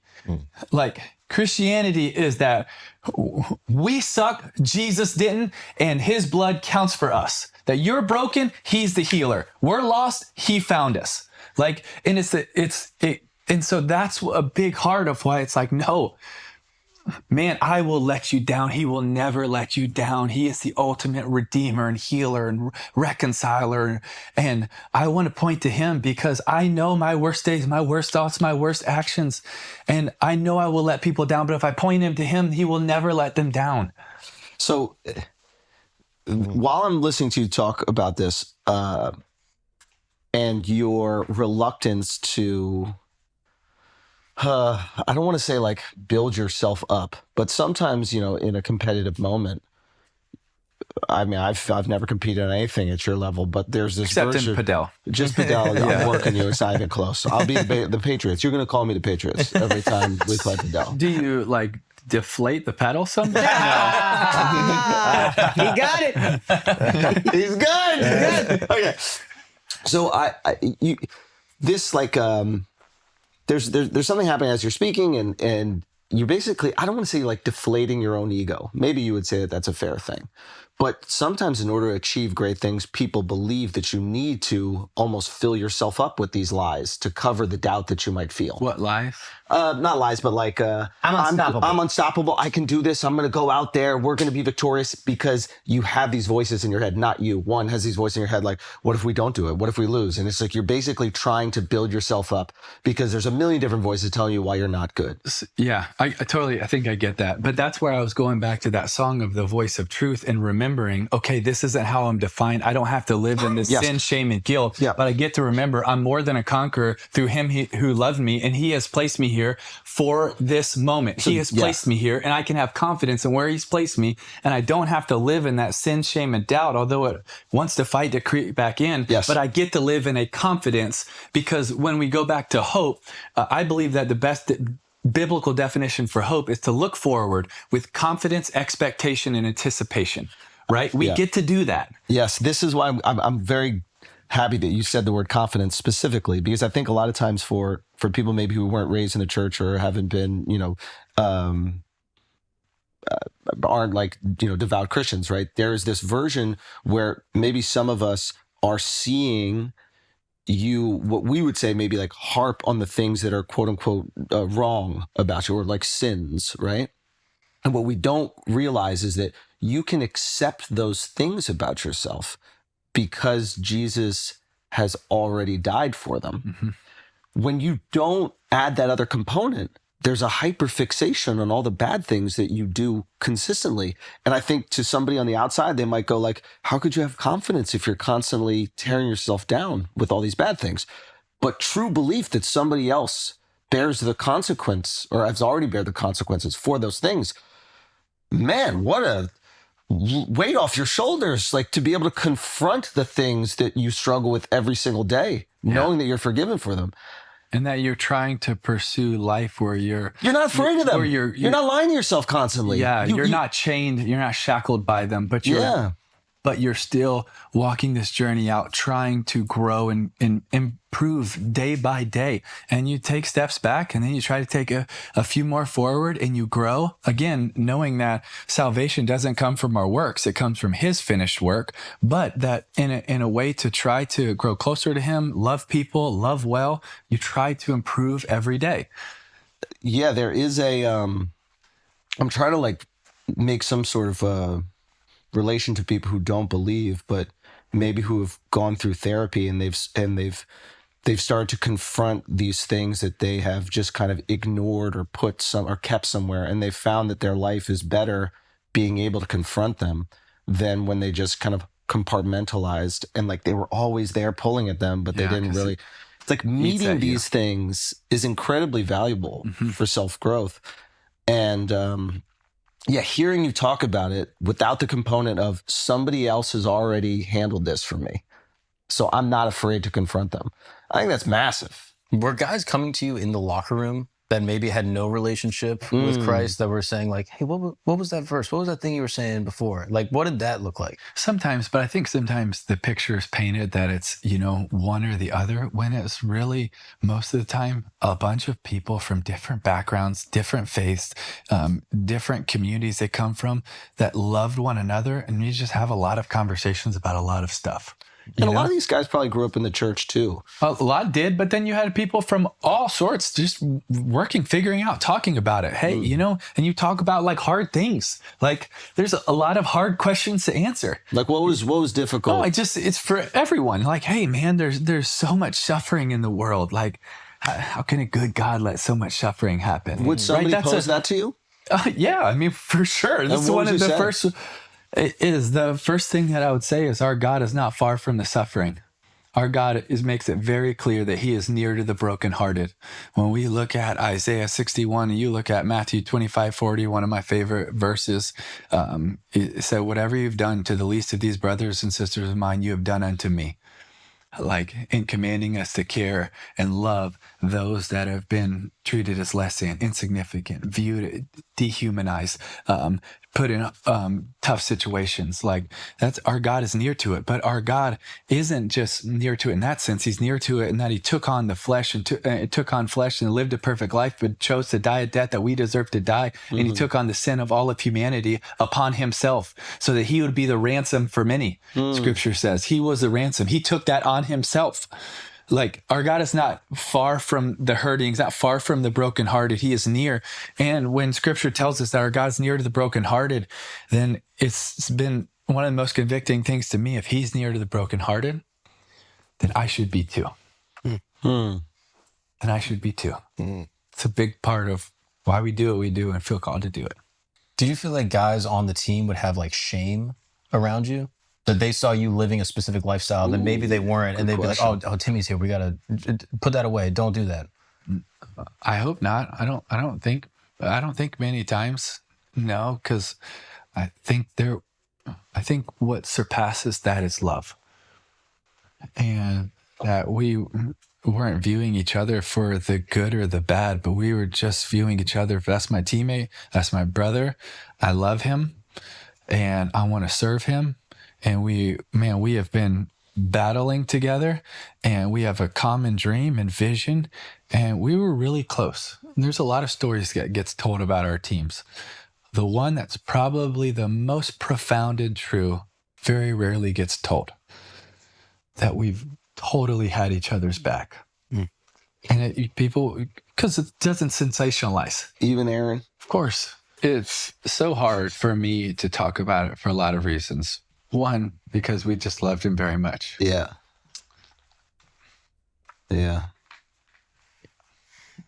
Getting emotional talking about it. I don't want to put you in an uncomfortable place. It's not that. No, I don't mean now. I feel bad. No, and his family, it's tough. We obviously loved him very much. Yeah. Did you have a relationship with him outside of football? Yeah. And like in the professionals as well? Yeah, I mean, I was signed with the Patriots not long before a lot of that went down. Yeah. And it's just hard what he went through. And I mean, I think there's probably a weight that I feel. Really? Yeah. Like you could have done something? Should have. But also you got to understand. That's not your responsibility. Do you think that is? Do you carry that? Sometimes. Yeah. But I think that, when people ask, there's a reason that I don't say anything, because why would I talk about it when he's still, so much of his family has been hurt and gone through this. And it's easy for people to just talk and make shows and highlight, and also not always share all of the sides of it. Yeah. They don't share the other sides of him. They don't share how hard certain things were for him. They don't share it just doesn't take a full picture. Like, he had to go through a whole lot, but he was also someone that a lot of times was trying. And, he's a young man that did a devotional for 6 months in a row with me a lot of times, and Coach Meyer a lot of times. He was, just the whole picture should be painted. I just think it's not, they don't, there's one of the stories that they tell is, me and him are at a restaurant, and they frame it as a bar, which is a bar, but it's also a restaurant. I think it's maybe Sunday evening or Monday evening. Chili's is a bar. Yes. Yeah. It's I can't remember what time. It's always claimed it's late at night. It's like 8 o'clock or something. Yeah. And he, long story made short, he gets into an altar. I can't even say that because it's not fair to him. What certain people were saying to him was so horrifically evil that we're trying to leave. And what people are saying to him is so mean and racist and dehumanizing to him. And I'm standing in between a few people, and they just know these are the football players. They're just trying to go at him, and more so than me. And I also feel like that was wrong. No, you should say that to me, And he was so patient over and over and over again. They're saying this, and they're finger poking him, and it's super disrespectful. Yeah. And we get downstairs, and we get almost all the way out, And they keep saying and saying, I'm saying, we're good. You got it. Come on, keep going. Don't listen, you know? And man, it was just kept going, and they kept poking him, saying all these things. And he turned and he busted the guy's eardrum. And I stood there. I had some people take him to another place for him to be safe. I waited. Cops came, talked to all the cops, told him everything that happened. But that story is painted like, oh no, this guy He's just looking did for it. trouble. He's looking for trouble, Yeah, and it's like I'm not defending him. I'm not defending his actions. I'm just saying when you paint the picture, like you have a lot of compassion. Yeah, it's a beautiful thing, man. Yeah. but Yeah. people, it's just obviously there's some horrible things that he did. Of course, I'm of course. not defending that whatsoever. Of course. Yeah. I'm just saying if you're talking about him, would you at least try to paint it accurately? That's like a three-dimensional version of a human being. This is what we were talking earlier. And I wonder if I'm curious where you think your compassion comes from, because I think now especially it's very brave to show compassion to people who aren't like internet perfect. It's like very easy, like when somebody's like perfect on the internet, to be like, yeah, they're a good guy. But when people like aren't perceived to be a good guy and still look at them as human beings, I think that takes bravery now, because there's always going to be scrutiny attached to that. Now, personally, I think that we should be treating everybody like human beings, especially the people that we disagree with. And a lot of times there's this mudslinging Always, contest that everybody. exists on the internet that is, Shouldn't be a choice. yes. Everyone. Where does the compassion come from? I'd probably say the start of it for me was when I was 15 years old, and I was in the jungles of the Philippines, and in a very remote island. Philippines is made up of over 7,000 islands, many of them very remote. And in a very remote island, and I met a boy who was born with his feet on backwards. And because of that, his village treated him as less than insignificant and cursed, and he was a throwaway to them. Yeah. And they treated him as equal to the trash. And I just fell in love with that boy.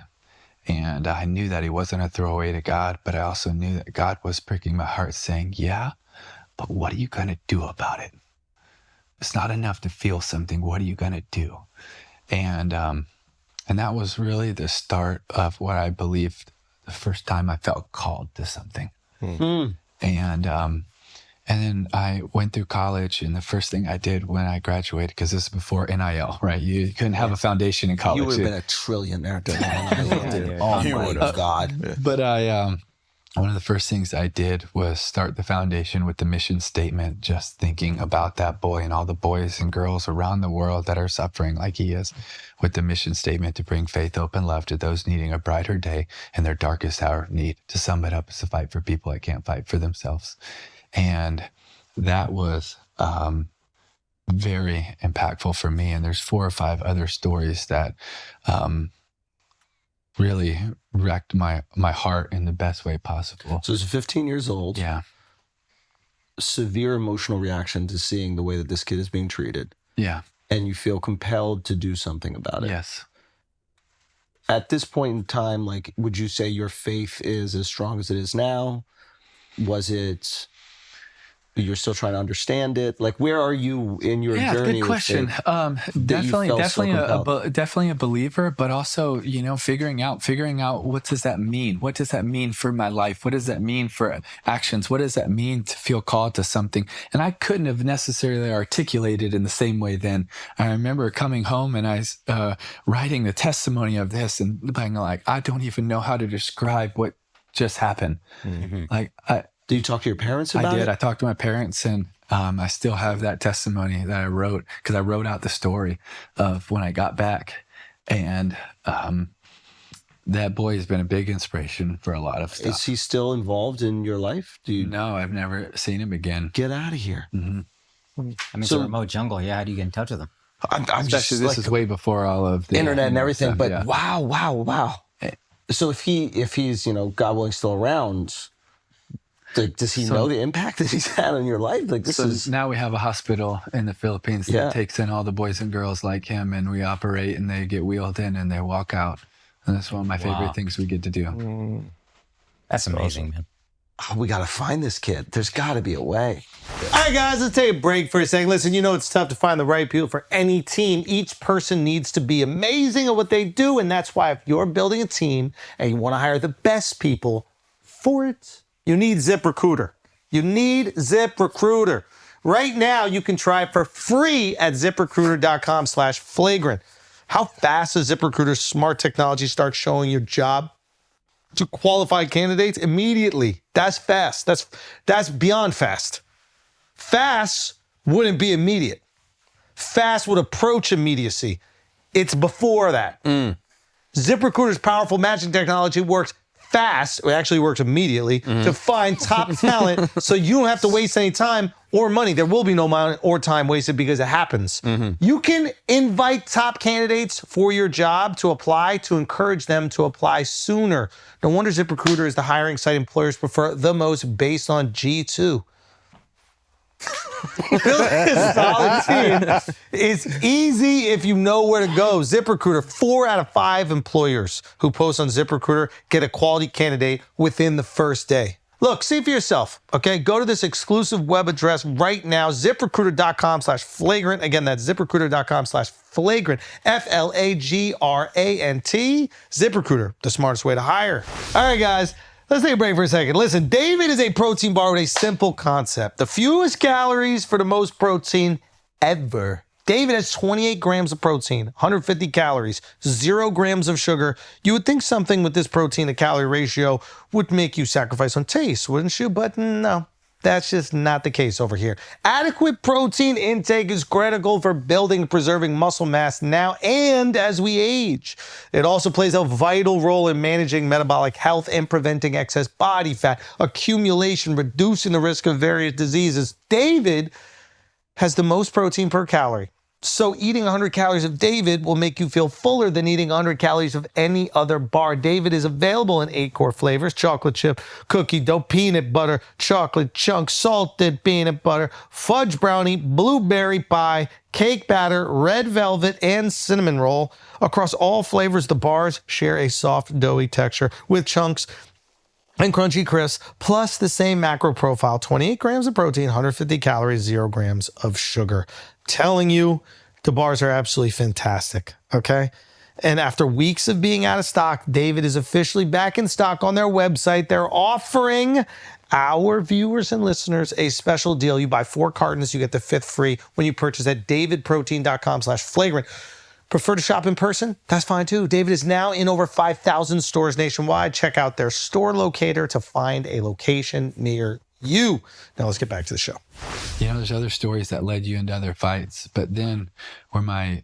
What else? What else? I'm really curious about these. Like, I would say where my life really got impact, and one of our biggest fights is the fight against one of the worst evils in the world, and that's the fight against human trafficking and child exploitation.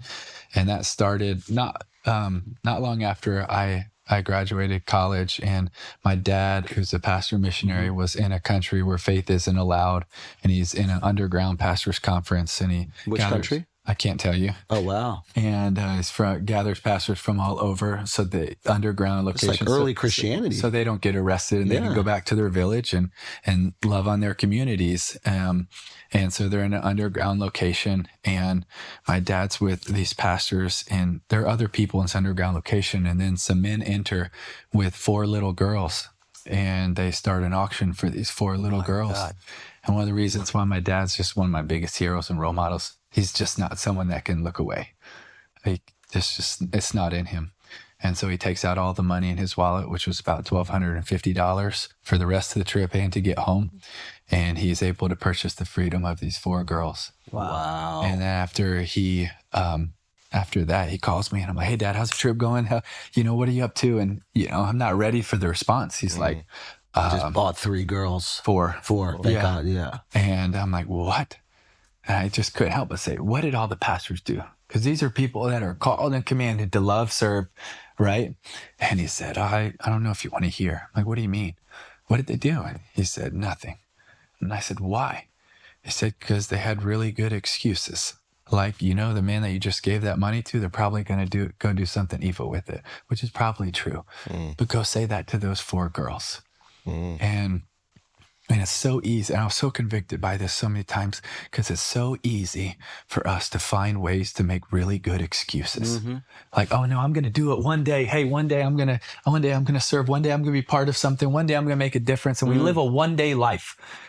And we miss so much of the impact that we could have made because we just focus on us now and maybe other people later. And so after I had this conversation with my dad, not long after I got to fly to this location, and by that point, we had already gotten to start caring for more kids. And the first little girl that I met that ran up to me was a little girl that didn't make enough money one day. And her mom, being in a place of desperation and frustration, took her and boiled out her eye. Oh, my God. Because she thought, if you can't make enough money this way, then maybe if I make you look worse, maybe they'll give you more. And I was just, whoa.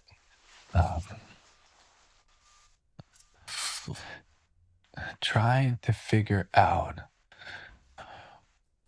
what do you say to a boy or girl about what love looks like, about what trust looks like, about what a Heavenly Father looks like, when their thought of love is just the first person that raped them. And they have no idea about trust. When their idea of a father is the person that sold them. What do you say? And I still don't know that I have any form of a good answer, except I know our heart is just be consistent. Show up again and again and again for every one of these lives that we are called to serve. And that was a big catalyst for me to get into the fight against human trafficking and child exploitation and even worse than that, forms of child sacrifice and just a lot of evil that takes place. Do you think that around the world. Americans are aware of how prevalent this is? No. Can you it's really difficult to hear you describe these things, but can you maybe paint a picture to... Yeah, it's hard. I'm grateful that you even want to ask to talk about it, though, I just think that it's really we important. hear about it in like a movie or something like that. It's like an abstract concept. Yeah, and I so to give a little bit of a context for it, we'll get to that in just a second. But so there are more people that many experts believe that are in slavery now than ever before. 50 plus million people that are in slavery. Wow. The slavery business is about $236 billion a year business. Jesus. That's more than all the NFL teams combined, with a lot left over. And it is one of the worst evils in the world. And it is happening all around the world at a massive scale, but it's also happening right here in the U.S. And right now, this year, somewhere between 300,000 to 1 million people will be trafficked in the U.S. And so many of those will be minors. And trafficking is a horrible, horrible evil. But also something that's really important to highlight is the exploitation of the traffic. No, the exploitation. So a lot of people bunch them together, but they're a little bit different. Trafficking is primarily done for profit. Exploitation is primarily done for pleasure. So exploitation is done on the most of the time on the internet, and there'll be like peer-to-peer networks that someone download a peer-to-peer network, and they will share child rape videos, and they'll be part of groups that goes back and forth. And we just think this is happening, over there somewhere. But I pulled something just for you guys. Can y'all pull that up? You see that? Those red dots? This is New York State.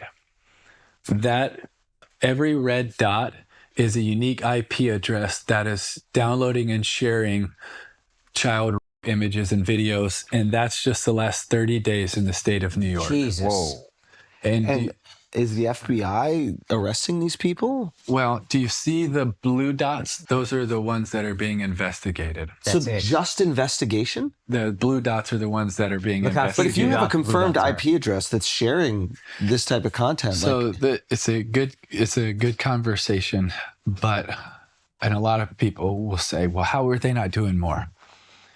Our law enforcement, can areas get better? Of course, but our law enforcement is so undermanned It does not have many places, does not have the best tech. They are undermanned. There is a few people that their job is this. It is not a lot. Like we have, we want to talk about all these things and they can't, and defund them. Listen, when you defund them, you're not actually caring for these boys and girls. I think we need to escalate how many hires we have, especially in victim identification, to keep these boys and girls safe. It's one of our bills in Congress.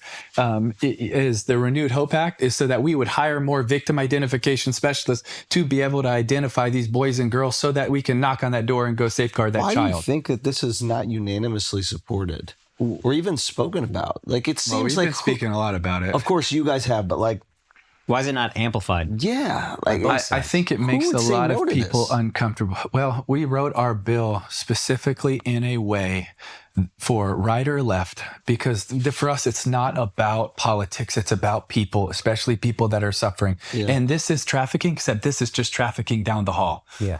The number one offender in this, biological fathers. No way. Whoa. Yes.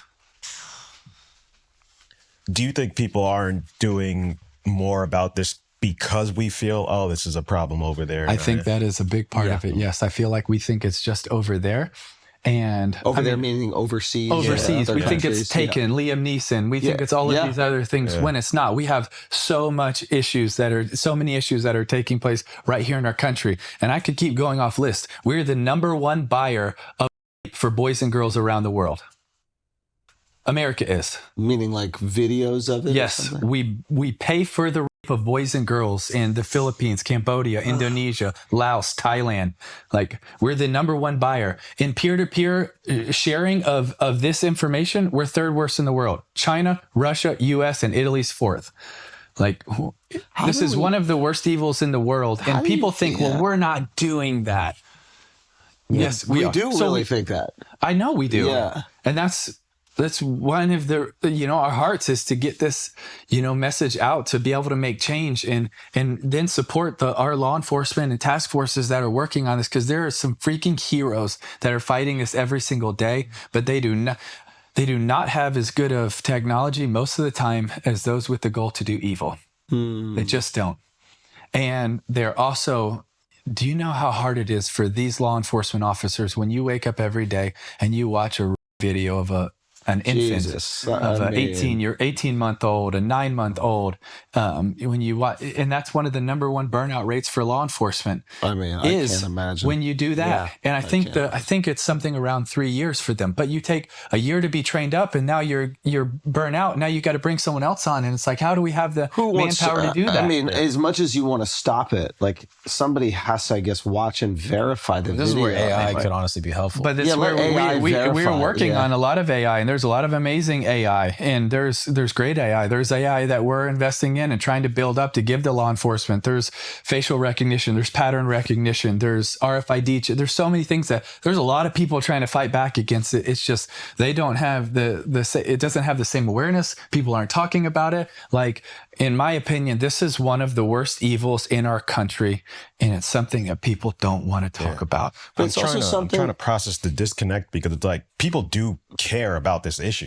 We won't drop the Epstein thing because we think that's the only child sex ring going on, and so we won't stop talking about that one. But if people knew it was this widespread of a problem, I think we would actually do something about it. So how do we fix that disconnect? There's a huge this is part of it. And so what ways can people actually combat this? Obviously you mentioned the bill, but what are the other things people can do? Well, I think first of all, being aware, keeping your kids protected, knowing when they're on a device. One law enforcement officer told me this is how you need to think about it. When your kids get on the internet, you need to think about it like this. Like you took them to a playground, you dropped them off, and walking around that playground are hundreds and hundreds of pedophiles or groomers that want to hurt your child. That's how you should think about the internet. So would you not let your kid have a a smartphone until they're much older? I don't know. We don't do screens. Our daughter's 3.5 months old. We don't do haven't had screens to in make our that house, decision. but that's on my wife. Yeah, but we are making, we are in the process. I mean, there's so many. There's one of our friends is making a device that is for phones. It's already out now. It's called Harm Block, and it does not allow pornography on your phone. You say, well is that going to really help? Well, this is one of the big issues is if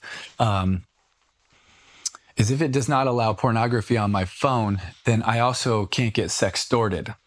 So that's another big problem, slightly different than this, but there are so many people in other countries. In Nigeria alone, in 2024, Meta took down, I believe it was 74,000 accounts that were trying to sextort American boys and girls. Can you explain sex? Yes, they will act like they're a pretty young girl, and they will try to get a photo of you, and you send them a photo, and then they extort you, and then they extort you, and then you send a nude. This is also leading to a lot of young kids' deaths. Yeah, because they're so embarrassed that they end up killing themselves. They do. And so it fights against that. It also alerts the parents if your kids are getting groomed, because what happens if your kid gets kidnapped? Everybody's looking for them, right? Right? Here, you would have all the NYPD looking for your kid. What happens if your kid runs away? How many people are looking for him? Not many. Not many. There, you have a couple officers that will look, but not many. And so those with the goal to do evil strategize and work together many times better than those with the goal to do good. And so why would they kidnap a kid when they knew, hey, I can become friends with them. I can be on their gaming. I can be on their sites. I can befriend them. I can find the vulnerabilities, and then I can just lure them out. And then when they're lured out, gone, then missing. You know, and especially we look at the children that are being trafficked. I believe one of the last statistics I saw were 61% of them comes from the foster care system. Yeah. So they look for kids with vulnerabilities, right? They look for kids that are trying to find a home. I want to be accepted. I want to be loved. I want a place to belong. And I believe all of that is in us. We want to belong. Of course. We want to be a part of something. And so in these, I know we're getting around a lot of areas, but the reality is there's a lot of people with a goal to do evil. And if we don't fight back, and there's not an army against them, and I mean an army of people that in every phase, that in technology, in law enforcement, in politics, in awareness, in media, in people with loud voices, and people that are protecting in technologies that aren't just investigating them, but keeping kids safe. It's a battlefront on all of these areas. When you have a business that is that big, when you have the goal to do evil that is that strong. Like I tell you, one offender said to a good friend of mine who's been fighting this for a long time, he said, he's interviewing me, said, how did you pick your victim, specifically this victim? How did you pick this victim? And he said, was it by skin color? Was it by hair? Was it by size? No. And he's like, you answer no to everything. How did you pick your victim? He said, I watched and I watched and I watched to find the happiest kid. Oh, no, man. Because I wanted to find the happiest kid so I could steal her soul. Whoa. Yeah, how do you deal and process this? Like, you're hearing tragic stories probably daily. Like, I'm sure it becomes like a burden on you. Like, how are you dealing with it? Don't you believe in capital punishment for some of these guys, man? I believe that there is there's a big difference, and people say, shouldn't you have grace for them sometimes? Yes, behind bars where they can never touch another kid or child. Yeah, forever. If that's their crime, it deserves it. Yes.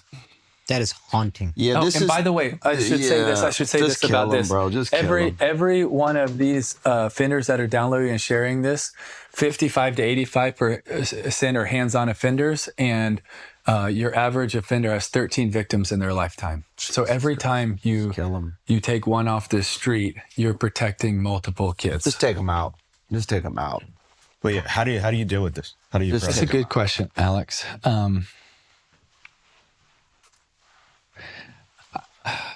I would say that that we have gotten to see a lot of evil in this world, and there are a lot of people with a goal to do evil. And I do believe that there is evil, but I also believe that there is good. And there's a God who's good. And I feel like there is a battle every single day. But what I also get to see is not just the evil, but it's what happens when light and darkness meet. Light wins every time. And I would, let me see if I can, I'm not supposed to have favorites, but one of, you see it pulls up. I can't share this to the screen, but that's what's happening around the world. Oh, wow. What is this? These are like abducted kids, or No, they're murdered. Yes. oh, Tim. But like I don't understand. How does it not give you like PTSD, extreme depression, like Similar to the cops. To add on to that, like outside of your Trauma. faith, do you have therapists? Do you have like Support system. Yeah. my wife and our team, they're amazing. And we do have a lot of people that speak into us, and they're amazing. And sometimes you just need to go and share. But I'll share this because I think it gives a little bit of an example to how it helps coping. We're not supposed to have favorites.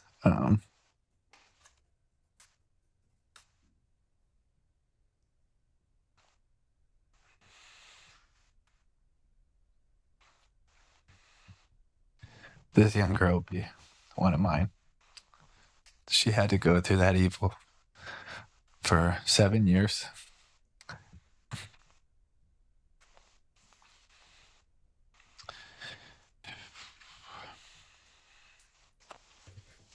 And in the middle of her evil that she had to fight, she wrote this because every night when she would come home, she would have to do terrible things with her siblings, with visitors, people online, all sorts of horrible things. And can barely see it. She wrote this: "My dark mask was worn at night. While at school, I would put my pretend smile mask over my dark soul, trying to survive another day until I ultimately lost myself. I let the darkness fill me, and I wanted to die. I wrote a poem from the words that ran through my mind and heart over and over every night. Rescue me, help me. Monsters are chasing me. Can't you see? Monsters are whispering. Can't you hear? Monsters are shouting. You're nothing. Can't you feel my pain? Monsters are pushing. End it all. Just jump. Can't you hear all the whys I'm asking? Monsters are laughing. You're all alone in this. Can someone please rescue me?" And when she wrote that, I knew that she was talking to me. And you get to see what the evil someone has gone through at the hands of people that just don't value other people, or they value their pleasure or profit more than they value the dignity and honor and worth of another person. But if you look at her life now, she's thriving because she was in a place where she got care and she got loved, and it was wrapped around, and she could finally gain trust in people and humanity again, in place of belonging. And now she's in Bible college, and she's figuring out either if she wants to go be a lawyer or go be in ministry, both to be able to help boys and girls that were in her position. And I would say that's how I cope with it, is you get to see someone that is in that situation. But it's amazing what can happen when you truly love in an honorable way and protect in an honorable way and value and create a place of belonging. What happens to these lives? They can thrive again, and their life can be different. And they have experienced something that, I mean, that's why so many of them are just my heroes. But they can find that hope and a new beginning and a new joy and a new song in their heart. And that's what I hold on to more than anything else.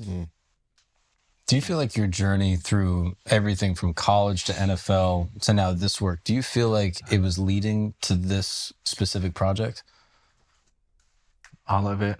Did you feel it in the moment? Were you like, oh, there is something greater that's beyond this? I don't know. Maybe. I think that from being 15 to all the way, you knew that it's not just about a game, but what does that look like? How does that actually, what's that look like in the practical?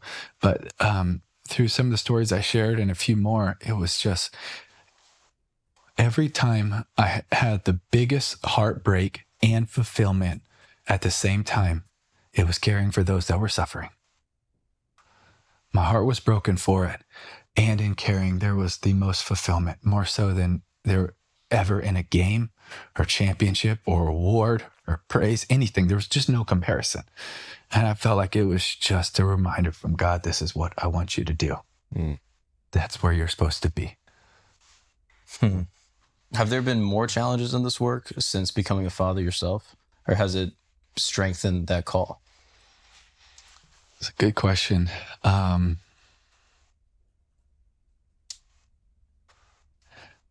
It's hard to say, because how can people get to a place where you can take one of the youngest girls that we've been fortunate to care for got rescued at 25 days old. And our daughter's just a little bit older than that. And I don't know how to answer, except I think it's only made the resolve stronger. That there's nothing our little girl can do right now. Like, she has to be protected by those that were put in a place to care for her and protect her and love her. And we cannot let individuals that want to take the vulnerable and take advantage of them. We cannot let that happen as a society. When you don't care for your vulnerable, it is absolutely the decline of a society. We go back to Nazi Germany. What did they do before the Holocaust? They had the T4 euthanasia program, where they called life unworthy of life for those that had special needs or disabilities.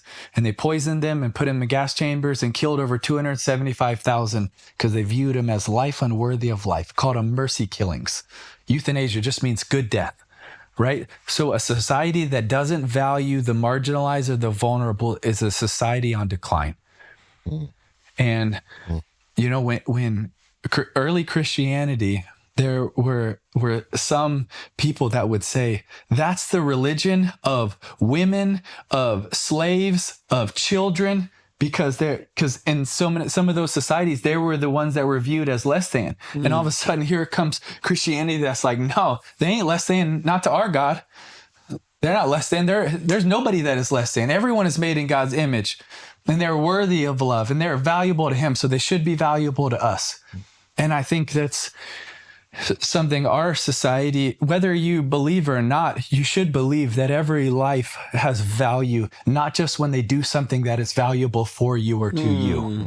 And that's where we're at right now, is when someone does something that we don't hold as valuable, we devalue them. And that's a slippery slope. Because we're not talking about value, we're talking about utility. That's right. Yeah, if you don't have utility for somebody, then are you useless? No, you still have value. You're still a human being. But it's very easy to dehumanize those that do not serve a purpose for us. Or we disagree with. Which is honestly enough for most. It's like, okay, we have different opinions on this. Oh, you're not actually human. But it's where the like versus respect would come back to. I agree. Man, what if we really respected? Do you think we probably all have the same opinions on a lot of things? Not at all.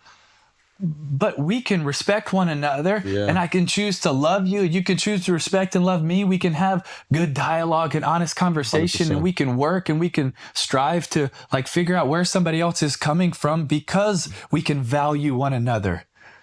Right? But in the places that happen around the world where you see that not happening is where you see genocide. It's where you see chaos. It's where you see crisis. And I think for our society, that would be just one of my hearts, is that we would fight to try to get to a place, protect the vulnerable, but value all. I disagree with you, but man, I still believe that you're so valuable to God. I'm going to treat you that way. Yeah. I wonder if, and I hate to harp on the internet aspect of it, but I wonder if losing the humanity in the people that we disagree with is so much easier when you're only fed the things that you disagree with or hate the most. And you don't actually see them. You don't see them at all. This is the Charlie thing. Like when I saw what happened with Charlie, and it was like, I saw like there were these different versions of him that existed depending on who was consuming him. That's right. And I'm not like saying that you shouldn't disagree with him, or that has nothing to do with it. What I'm saying is that if you're only seeing the things that you disagree with or hate the most, and you're not seeing like this other image where like you see him being a father and maybe you admire that and you admire the way he takes care of his family, it might be the same way you look at like your grandpa or something, where you essentially go like, listen, we got some views that we really disagree on here, but I love the way he treats my grandma. I love the way he treats me. Like, once you have a little bit of admiration for someone, they become this like 3-dimensional human being. But when we don't have the opportunity to see that because we're just force-fed information that feeds our biases on our phone, of course it's easy to dehumanize somebody that you view as your opposition. Yes. So maybe we have to do that, take that extra step, which is what kind of you were saying earlier. It's like, yeah, you have these moments where you want to get caught up in your ego, and then you tell yourself not to. You take this moment where you're checking yourself. Maybe we got to start doing that a little bit more. Like when I think I have an idea of some politician, I think I have an idea of some like talking head on the internet, because I know I have a bunch that are completely formed by the algorithm. Maybe I have to check myself a little bit and be like, I don't even really know that person. I've only seen them talking 30-second spurts. I don't know who they are to their friends. I don't know who they are to their family. Yeah, maybe I have to like check my opinions on the people that I disagree with the most. Mm-hmm. The people I agree with, I probably already view as human, right? Because I'm like, oh, you're like me. It's very easy to go. Yeah. But yeah, maybe we got to start doing that. The people that we disagree with the most, we got to start finding some humanity in. Yes. Ooh, that's tough though. But we got to do it. What do you think's the toughest thing about it? I think it's to what we were saying earlier. It's like, I think sometimes people are concerned that if they show compassion to somebody who like the world might not view as someone who deserves compassion. I don't believe that that's fair, but they would feel like by doing it, they'd be going out on a limb and they could be scrutinized for it. How dare you care about that guy that has these opinions that and suddenly you're not worthy of compassion. Yeah, it's like it was one of the things I hated the most about the Charlie thing. Like there were people who were seemingly like celebrating it, and I was like, I don't know, I can't get behind the celebration of the murder of somebody's political opposition. I can't get behind it. I can't get behind it. You can still disagree with everything a person said. That's fine. But you got to draw a line with the celebration of it. If we get to that place, then we are really saying in our actions, your worth is only equal to your opinion. Yeah. Mm-hmm. That's what you're saying. Yeah. Yeah. A scary place to be, because what if all of a sudden I say the wrong thing one day? My worth's gone. Well, yeah. Where do you draw the line? And more importantly, like, what's the point of being able to have an opinion? We're like the one place on the planet where you can actually have a free opinion. And I'm not speaking hyperbolically when I say that. Like, you go try to have an opinion on Facebook in England, you might get arrested for it. So we have this beautiful thing that we have fought to maintain for centuries, and we can't let it all go away because we've decided to dehumanize those that we disagree with. I think there's also a component like, and again, I'm not suggesting that, every society needs to be like theocratic, but like as cultures have gotten less religious, and regardless of the religion, whether it's an imam you have or a priest or a pastor or whatever, I wonder if we now need our public figures to be more moral. Yeah, like they have to pass this purity test. Like we need the people to reflect like this divine morality because we've kind of lost it in other parts of society. Like if I'm not going to church, I don't have a connection with God, or I don't have a connection with the pastor even. I need this musician that I really like to have like this perfect sort of moral standard. Well, I think everyone's going to fall short of that. Yeah, exactly. And then where do you define that moral standard? Mm-hmm. Right? And who do we allow to say what is moral and what's not? Yeah, exactly. It's kind of, you just have to reflect my morality, which once someone deviates from that in any direction, then it's like, oh, they're canceled, they're off, they don't have my politics. So yeah. And then you force people to kind of cover it up and create like this image of themselves. And then eventually that leaks. And then can you work that out? Like if there was more of a religious influence on society, how that would change the way that we viewed these famous figures? I don't know. I think if people had more of a relationship with any type of sort of like, international faith, like outside of like cults and things like that, but just any type of relationship with a monotheistic God or God in general, then I wonder if they go like, okay, I can recognize the brokenness in humanity, but I don't need all of the people that I admire to be perfect because I have a connection with perfection. You know what I mean? Like, I wonder if there's like a sense where it's like, okay, this person's broken just like I'm broken, but I'm not deifying them because I already have this deity. I have God. Or maybe it's a connectivity to your own brokenness, and maybe with a lack of religiosity, we're almost like gaslighting ourselves. We're like trying to pretend that we're not broken. We've compartmentalized these broken parts because we're afraid to acknowledge it.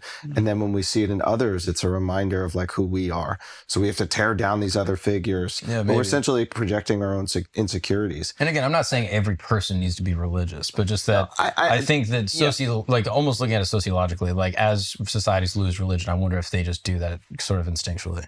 Yeah. They're unaware of the action, but it does track. Yeah, there is something about like not being afraid of your flaws. There's incredible value in that, like embracing your flaws. And then when you embrace your own flaws, it's very hard to judge others for the same flaws that they have. Yeah. When you ignore your flaws, it becomes easy to judge, right? You're like, I don't have anything. It's a good way to cope with your flaws is to judge other people. Yeah. And I mean, you even how do you battle with that? Yeah, how do you battle that, especially with Christianity? I've heard a lot of like Christians talk about that, which is like this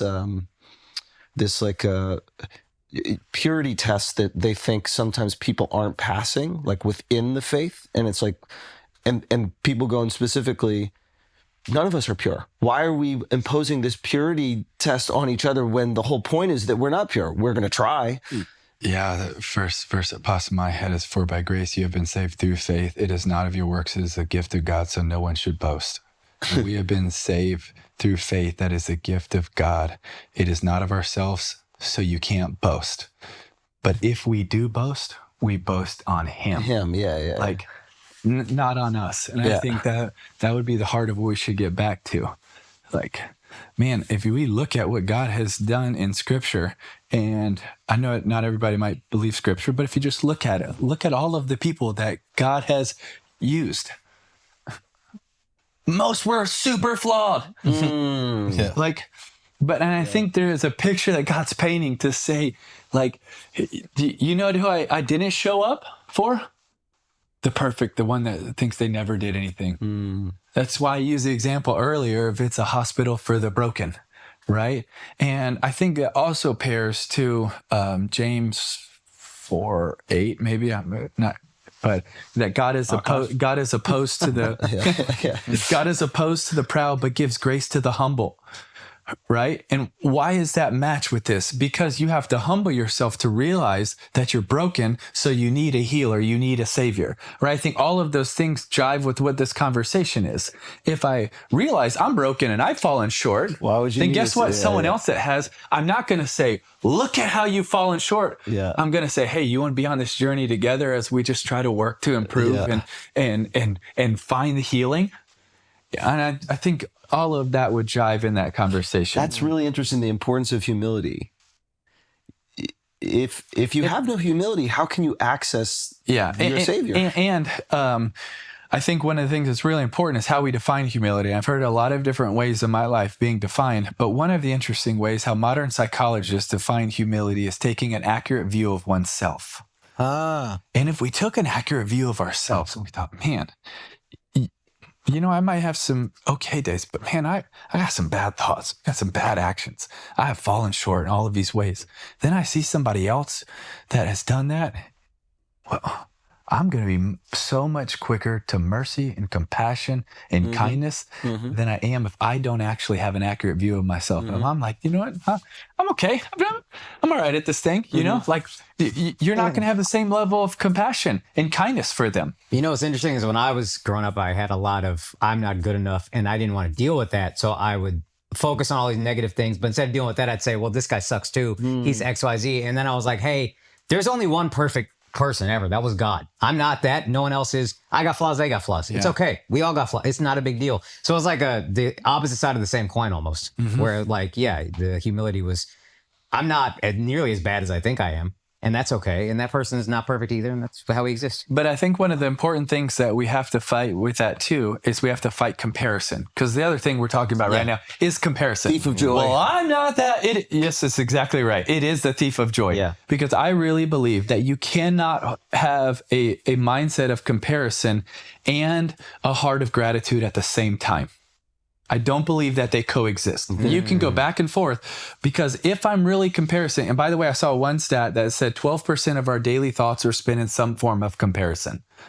I would imagine that's like, look at all of the social media, what it leads us to. I would imagine it's more than 12%, dude. Yeah. So maybe that's true. Then it's even more, right? But if we're spending our time comparing ourselves, I wish I looked like her. I acted like him. I had this job. I got this. I did that. I just don't believe you can be grateful at the same time. And if you're not going to be grateful, then there's no way that you can be content. And it's going to steal your joy. It is exactly right. And when we're in a society that is so quick to compare, but so slow to be grateful. And that would be something else I think plays into the same point. Is it hard for you to be proud of yourself? Oh, That's a great That's question. a good question. That's a great question. How would you even define it? I mean, you can define it however you'd like, but you've spoken a lot about how imperfect you are. And I wonder if you are hesitant to compliment yourself or be proud of the things that you're doing right. And if you can give yourself some... That's good. It's a good question. Or do you hand that all off to God? Is anything good in you Jesus and anything bad in you? And then what is your relationship with yourself? To a certain extent. Yeah, it's a good question. It's a really good... I'm just thinking, I don't want to give you a staged answer. I want to give take your time. An honest answer. I think that it's just... I can be grateful for some of the things that I get to be a part of. Like, man, it's just, they're so meaningful. But I'm also afraid, I guess maybe not the best word, but I can use it for now, afraid to think that I was too much a part of that, because it's just not about me. And I know the slippery slope, how far it can go. Because then you start thinking that you're the one responsible for all these things. That's right. So when you and your team were able to achieve greatness, for example, was that easier to feel good about because it was something that you guys did together? Yeah, but I still get that with the teams and our partners around the world and law enforcement and all the people we get to work with. What about golf? You shoot a great 18. Can you sit there and be like, man, I played really well today? And yes, I can do that. I've been practicing. And because it's so much less meaningful. I think I can do that. You know? So you can be proud of other things that aren't that important. Probably. Was it hard to be proud of your Heisman? Ooh. Knowing that you're getting this accolade for something that is a team sport. Regarded as probably the greatest college football player ever by many.